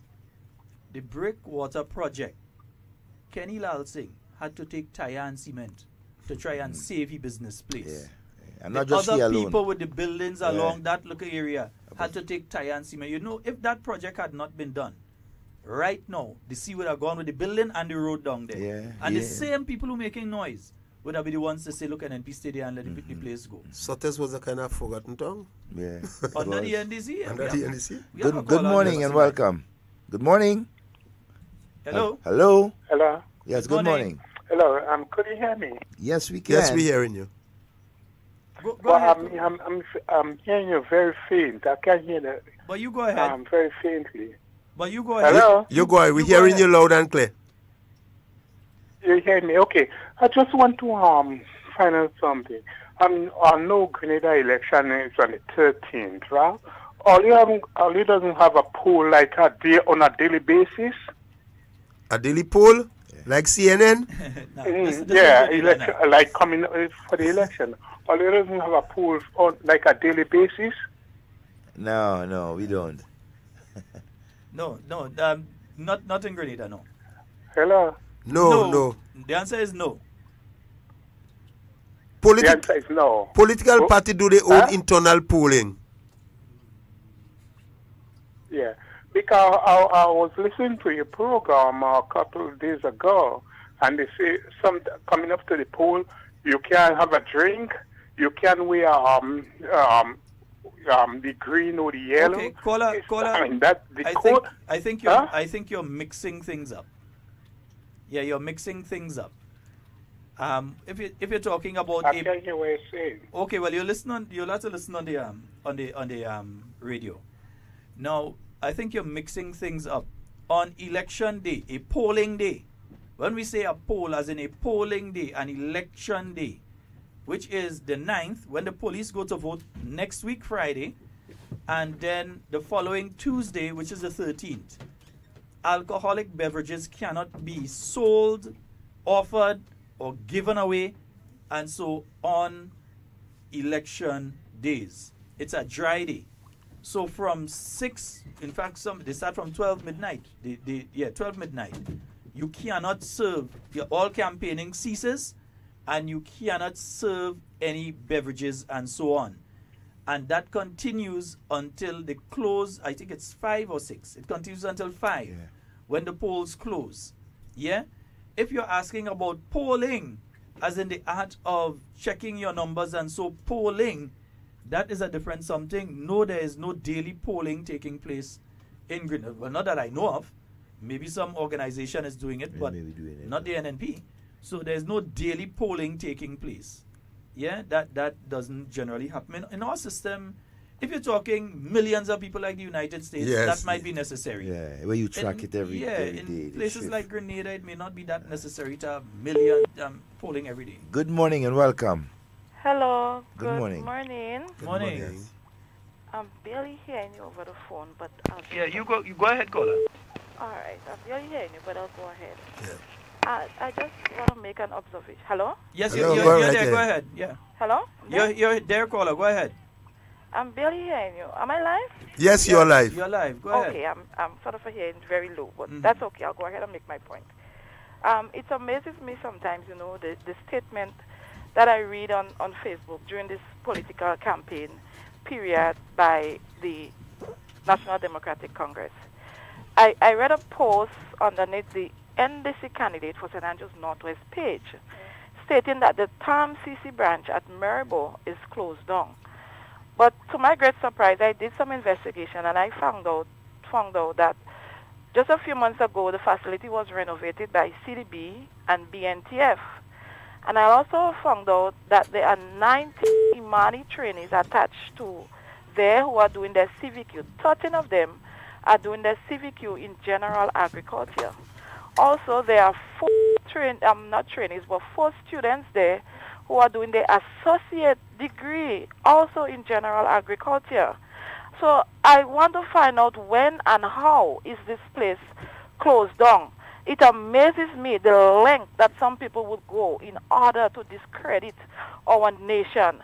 But one thing that I show, the person who is writing for that individual that candidate from St. Andrews Northwest, his hand is so long that wherever he's placed, he cannot keep his job. Thank you very much and have a blessed day. All right, thank you very much. And you see, I think that some persons are still operating in the mentality of, let's say, doing politics in 1976. Destroy. When a man go on a platform and he say something, and you just have to take his word for it. You follow up. Where, as right now, while you're talking, I say something, somebody pull their mobile phone and they Google it. Exactly. And they say either it's true, it's not true, it's partially true, it's wholly true, whatever it is. But that they can find out that within seconds right now. And some people still operating in the 1970s, 1980s mentality, the before internet mentality when it comes to these things. Yeah, but even look at this. You have, they keep talking about the Imanis. KB, you have literally hundreds of these Imanis have received CVQs. Caribbean vocational qualification that they could use not only here in Grenada, you know. They could take this and they could go to Barbados and it's accepted. They could go to Jamaica, it's accepted. They can go to any one of the countries in CARICOM. And these degrees are accepted. We don't hear them talking about that. They ain't mentioning that. NDC never get them any CVQ. The most guys are NVQ. Is national I don't like why they keep bashing the Imani. We all wake up in the morning with similar aspiration, you know. We want to develop, we want to do good, we want to live happy. The ultimate goal is to survive. So I wish growing up, in our time, there was a program, right, put aside for the youths like that. I mean, during the revolution, you had the NYU and but we had to make it on our own, right? But there you see the money program is put there for the young people, right, to move forward. That little stipend, if I used to get it, you understand? $800 instead of sitting on the block and play Black Pro. I'm telling you, that's going to make use of that. Yes, you see, so the young people have been paying attention to. And it is the way that they have attacked the program from day one. Demonize it. They try to make the word Imani become a bad word, and they're still trying their very best to make the name Imani, just the word Imani, become like a four-letter word in Grenada, become a bad word that people are afraid to say, and that people are afraid to associate with it. Not again. But you know something? Backlash. When you look at the people who are talking, when you look at the people who are running down the Imani program, they have money, their children in university that they paying for, they have their money, they have money that they could leave for their children. But poor people children, must not have the same opportunities that their children have, or opportunities to build themselves so that they can have a proper future. When it comes to something for poor people and poor people children, you're right, the NDC always have a problem. That's the fundamental That is difference. why they could have an idiot jumping on radio and saying, burn book bag. No, a book bag, $75, $100 a parent had to fine. You know what? If you have 4 children, multiply that by 4. I haven't seen one of them destroy. The bag is so strong. But that's the thing. About 4. This bag's strong. So imagine now, the parent that has 2 children in primary school and 2 children in secondary school, or 3 children in secondary school and 2 in primary school, 5 book bag you had to buy. We ain't money for that. You come and you get a bag with your Grenada national flag on it. You know, you're saying burn the flag. But if it's NNP, I could understand. Yeah, but it have the national flag on it. And it's in the different colors. Yes. All the national colors. So you get the bag because it's for poor people. Because them could afford. Yeah. Who didn't have children and who could afford. So they say burn it because it's something for poor people. Once it's something for poor people, they have a problem with it. Brother Alvin Dabrio, he ordered some windows for poor people in the constituency, you know. Yeah. He said, listen, it's difficult for the people in St. John. Government organized and they paid. It's difficult for the people in St. John now to rent a vehicle, leave go down in frequency, and go and pick it up, and then come back up with it. You're going to spend as much money as you're spending for the window as you could have spent for the windows. And if you had the money, windows, sometimes it's 2 windows. And if you had the money, you wouldn't need the window in the first place. So it's obvious. So he negotiated with them. He said, listen, we're getting the windows from you all, but what you all have to do is bring the windows up to St. John, and then we're going to take it and distribute it. They bring the windows up. Them NDC stand up on the next side, Wonder Walking Nawasa and some others, snap the picture at the windows, reach up there and say, thing giving out and go off, thing giving out and go off, look window get. But it's poor people who get in it. It's not man that have business place and driving Mercedes Benz that get in the window. It's people that barely even have a house that they stay in that need a little window because rain wetting them in the night. But it's for poor people, so they have a problem with that. And that is putting people first. But it's which people they put in first, Which you know. people they put And this in is first. totally correct, you know. They put in people first. But it's which people they put in first. Because let's go back to something here. Listen, when they came into office, who's the people they put first? Here are the names they put first. Yes, they put Aaron Moses, policy advisor to the Prime Minister, with a salary of $8,000 a month. They put Richard Simon as press secretary with a salary of $5,000 a month. They put Nigel Noel as security coordinator with a salary of $4,500 a month. Philip Alexander, the present candidate on behalf of the NDC, the man that when Dr. Mitchell announced the election in 2008, walked into the Prime Minister's office with an NDC t-shirt on. He was implementation officer at $5,500 a month. These are the people they put first. Christopher D. Riggs, Director, Office of Private Sector Development and Finance, $7,500. That minister's salary? Well, exactly. Vincent Roberts, ICT Coordinator, Prime Minister's Office, $5,000 a month. So when they say they put in people first, these are the kind of people that they were put in first. You had William Joseph, Director of Tourism, $8,500 a month. So when they say they put in people first, they mean certain people they put in first. And hear this. These people who were hired within the first 60 days. Those numbers that you're hearing there and those individuals, along with several others, were hired within the first 60 days. They put who they want first. These are not the people that was out. Anybody ever see Christy Riggs outside campaigning for NDC, going door to door? Never wear a yellow jersey. Even Aaron Moses never wear a yellow jersey. But, yes, but look who they put first. He never wear a yellow jersey. NDC, that's who they put first, you know. These are not the people that you used to see. I could understand Kenrick Fullerton. Kenny was a fella, I mean, he didn't run that time, but he was out there campaigning together with Dixie and others in Southeast and that kind of thing. But a lot of these names that you see in there is people that never went out in a constituency and say they go in and walk the road and shake people's hand and talk with people and say, well, what's going on?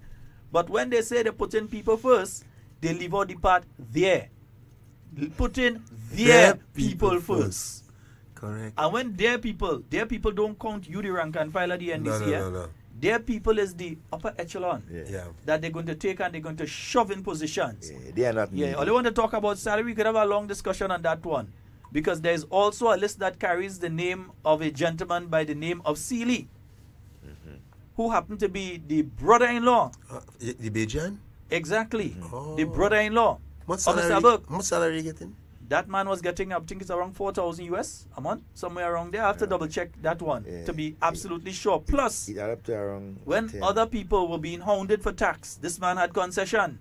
The brother-in-law of Mr. Burke, that man had concessions. What was he responsible Nepotism at the highest level. But these is the people, and notice, Aaron Moses with his $8,000 a month, and Richard Simon with his $5,000.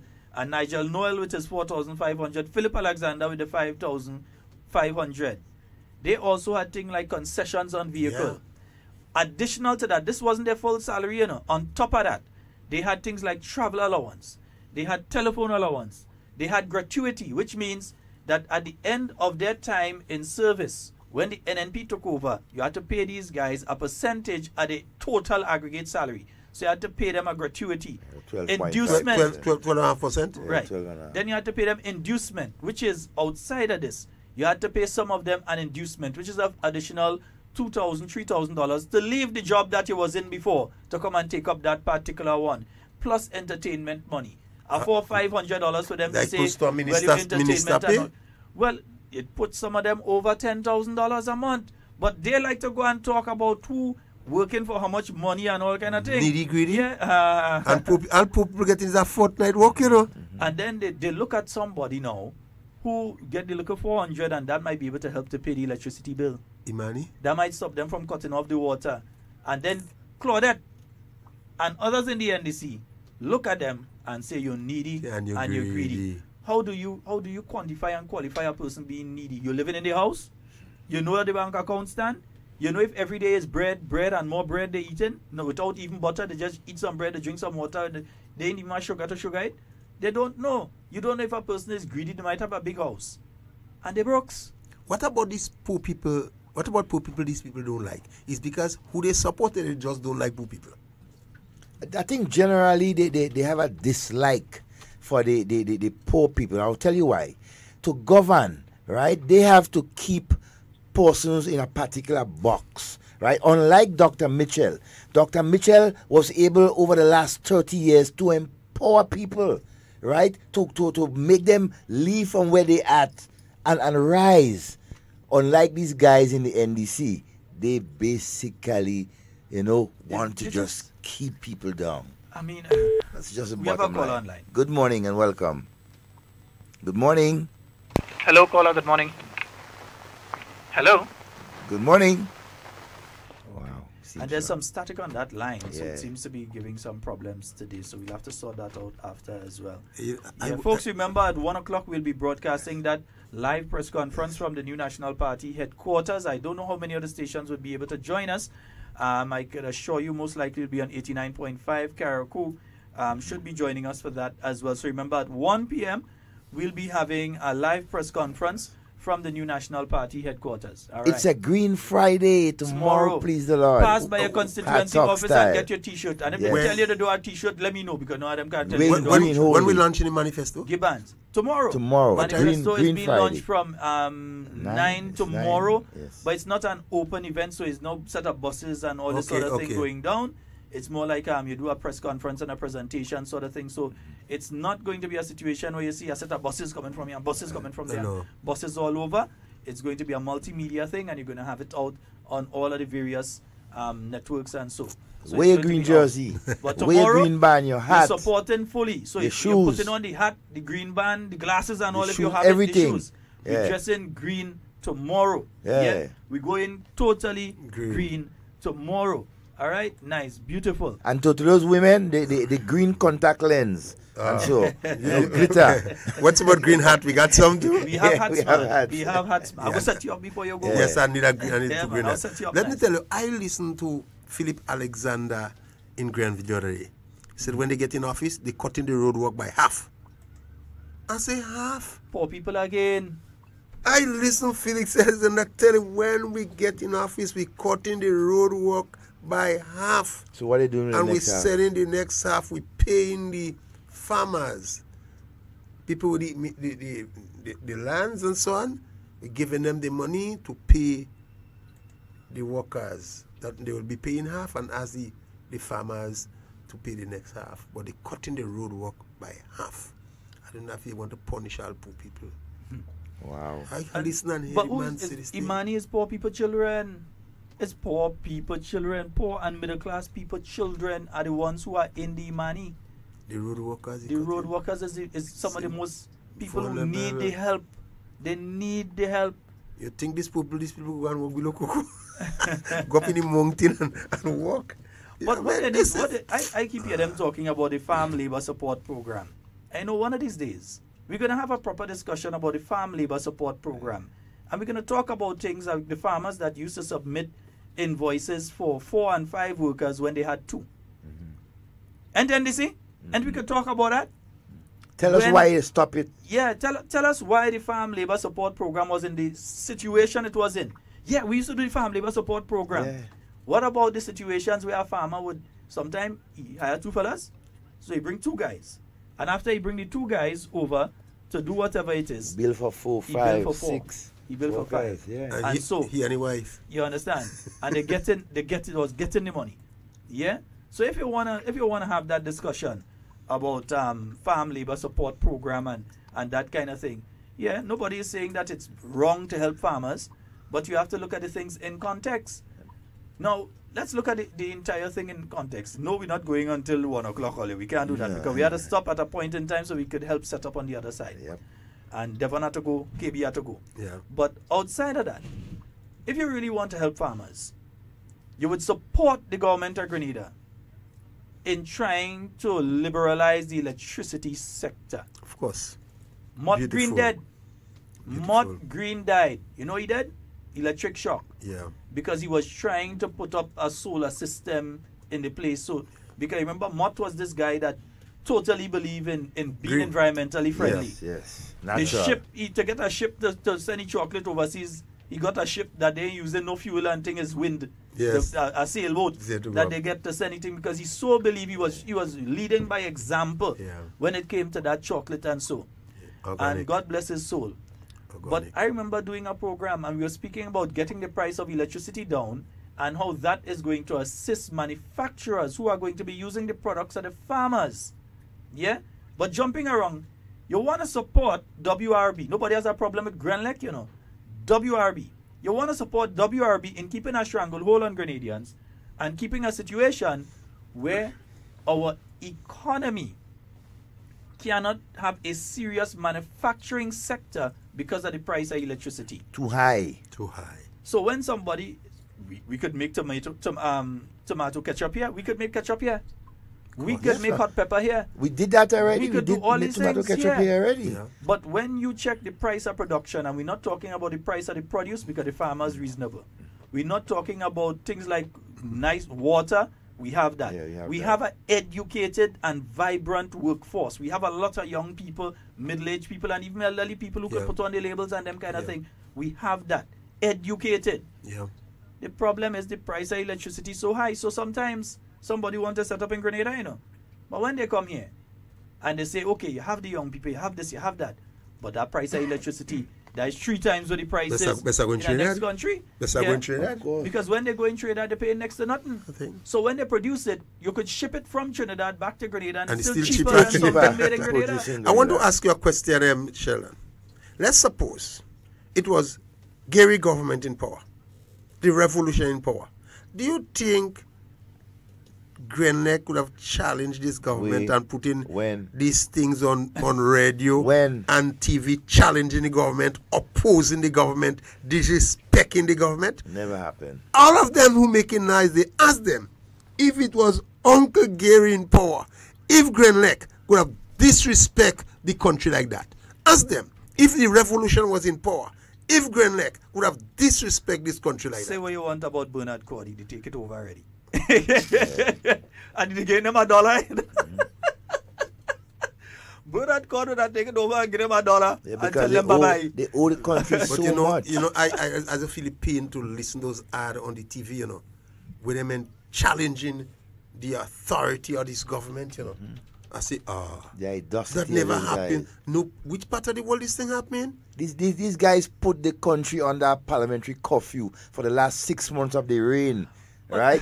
And then you're talking. It's listening to the hypocrisy of the NDC, because all of this, because you realize they're trying to defend WRB.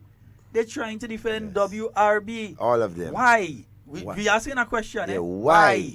All of their speakers are trying to defend WRB instead of trying to defend Grenada. Nazim Buck, chief spokesman. I would have thought that any patriotic political organization would have tried to defend their country. Because you know that there are poor people right now. Again, poor people.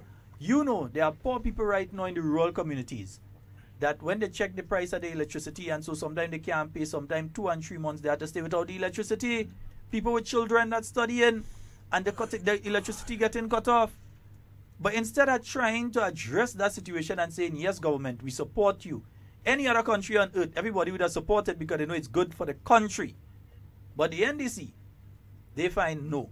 It's worthy to us. It's more for us to go against that. The unpatriotic. I call them that. The unpatriotic when it comes to the Grenlec issue. Under the reign of the NDC, it had children studying under street light and all kind of thing because electricity cut off. Their parents and them couldn't get a work for the bushing. They couldn't get a travel. They couldn't get to go and fix the road. Nothing.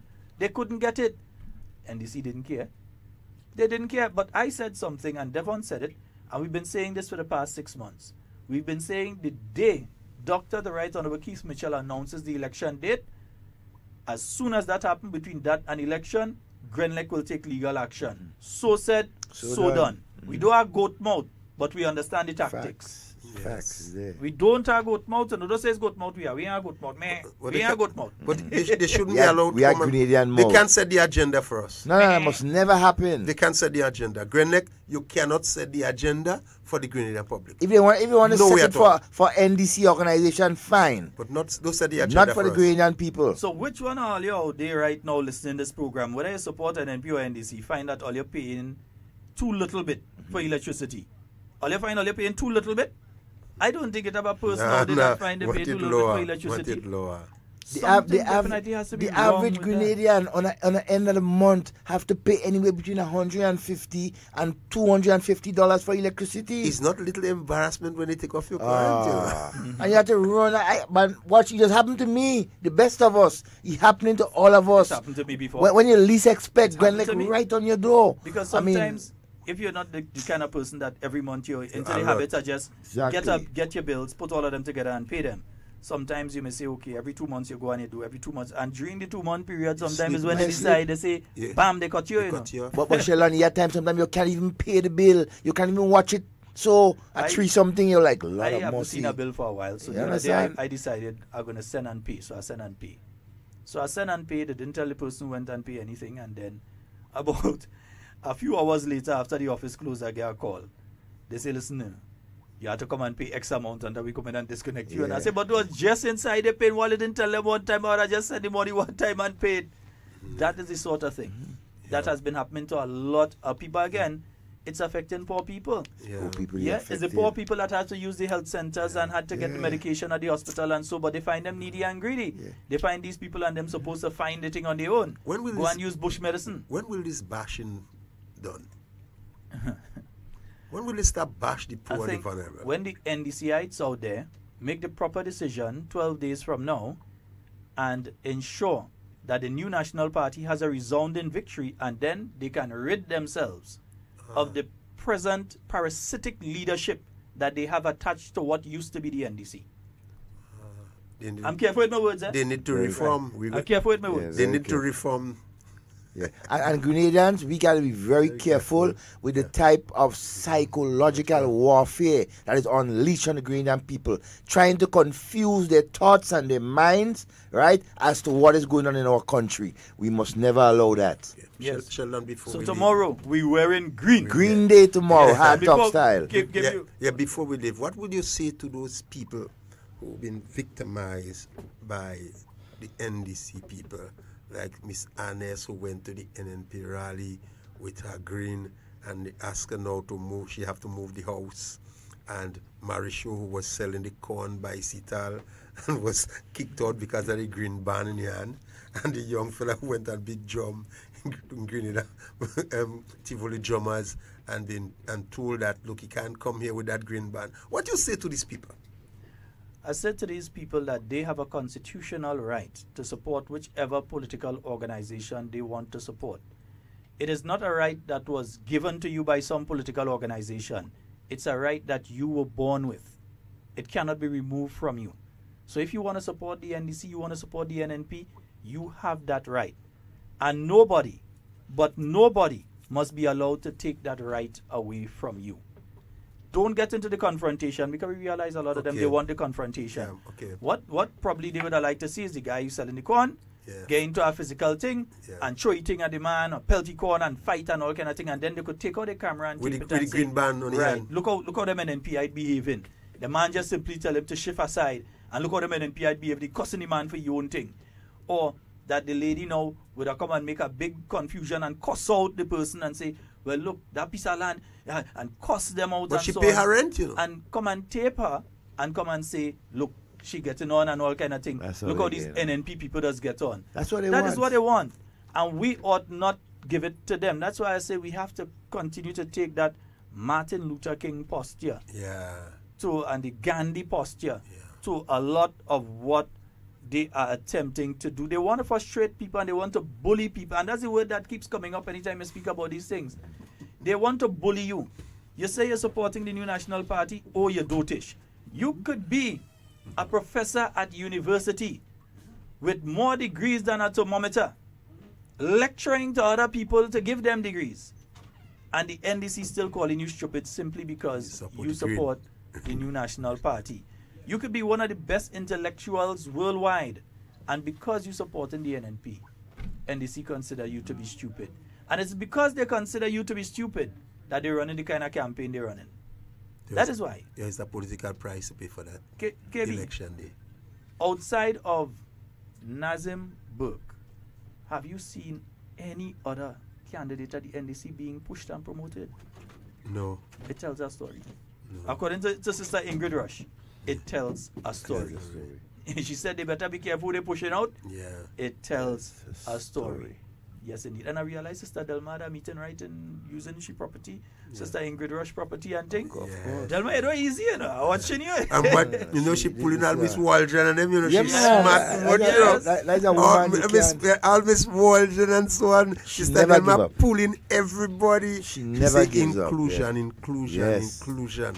All of us agree and come and help us build. Man, the amount of people that could testify, not only in our constituency, but Miss Delma Thomas, Yolan B. in Horsford, Emmeline Pierre, Skeeter right now, the persons that will testify and tell you how much they stretch out their hand, they love, and so to them, just to make them comfortable. Look, that is what is going on. And a business person, on the closing note, a business person just messaged me and they said, you should mention that even business people seeing better sales, and we here silently supporting the NNP because of the economy. We don't miss that, but at least we must not miss that. Yeah, she said, I personally would have had to close up my store if the NDC had won the last election.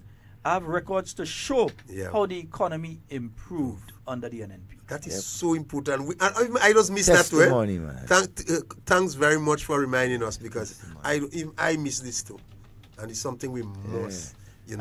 And so many individual businesses popping up, especially young people, right? Have their individual business, either the refrigeration man or the young mechanic, also getting involved because the opportunity is there. They're taking in more workers, One young guy have a little business, he go pull in 2 of his young friends. You understand? And it continues. You see, we recognize government cannot employ everybody. That is why government have to create the atmosphere, the environment, and you don't come overnight, Look, we had 1 murder for the year. What for the year? 1? I think 1, yeah. And we see people bawling, that's too much. We bawling, it's too much. And when you travel and you tell people, they ask about crime and so in a country, if you're afraid, you say, we're afraid to walk away. Walk in Grenans, go different. Yeah, you're safe in Grenada. Grenada is a safe country. You're sleeping with your window open. Yeah. I drove down from St. Patrick coming down to St. George last night. Well, this morning. Probably after 2 in the morning coming down the road. Keep the first vehicle I meet going in the opposite direction. Going up. You know where I meet it? In Grand Mall, The first vehicle. What time? 2 o'clock this morning. The first vehicle I meet on the road going in the opposite direction is in Grand Mall. Grenada is a quiet and peaceful country. I think we have to congratulate or give thanks to the police officers, because Bitinanyo, they're really on top of the crime situation in this country. On top of the game, police really on top of the situation. And again, the Minister of National Security and the Mr. Commissioner of Police, Mr. James, they lead by example. A wonderful job. I mean, I travel a lot, and when you meet police, sometimes they have the cutlass, they have the machine gun, they have the pistol, they have the hand grenade, they have the bulletproof. You understand? They have the helmet. They have the helmet. It's what they don't have. You see, a police officer here sometimes with just like a notebook. Yeah.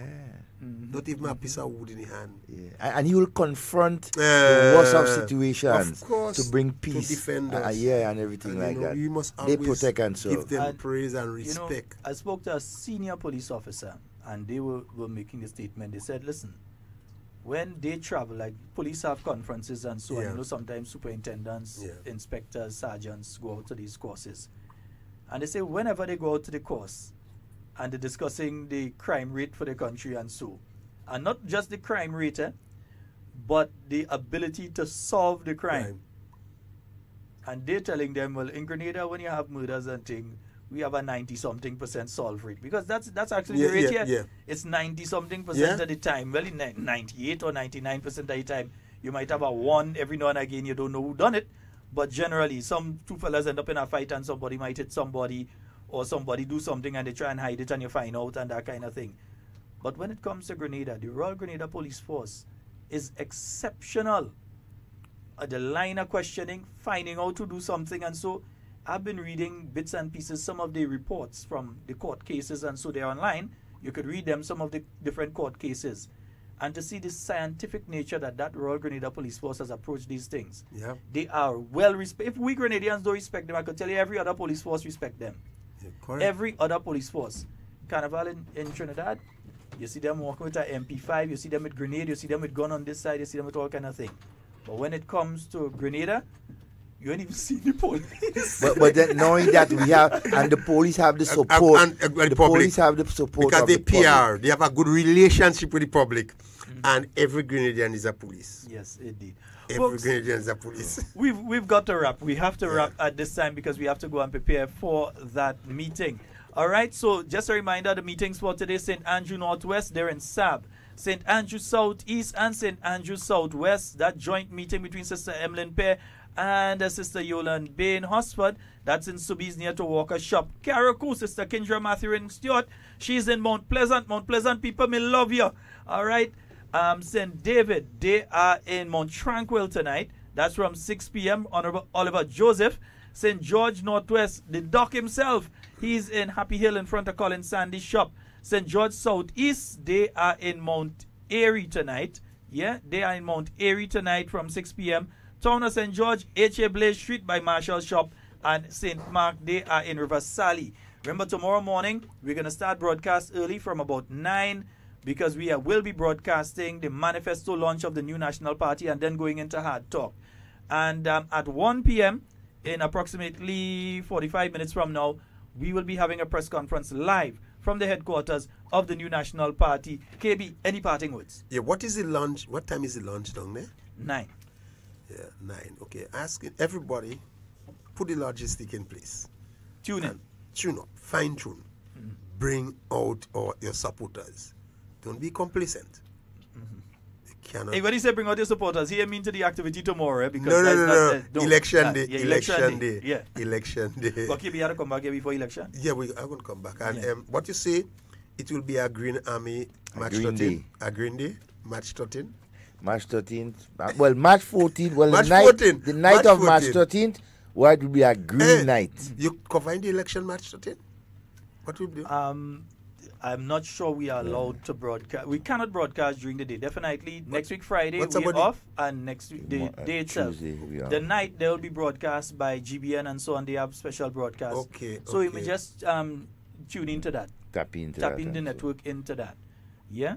But definitely, because I ain't too sure. I feel I want to be in St. David for when that vote finish counting.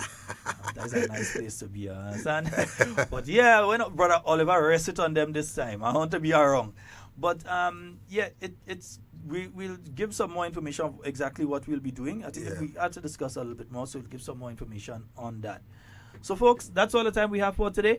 And whatever you say, whatever you do it safe and secure under speaking to and with you. And not about you. That's it for Hard Talk today. And once again, we'd like to thank KB for joining us this morning. Yeah, shedding some insight. And KB, we're going to talk about the book off here. Right, nice. Yes. All right. Okay, all the best.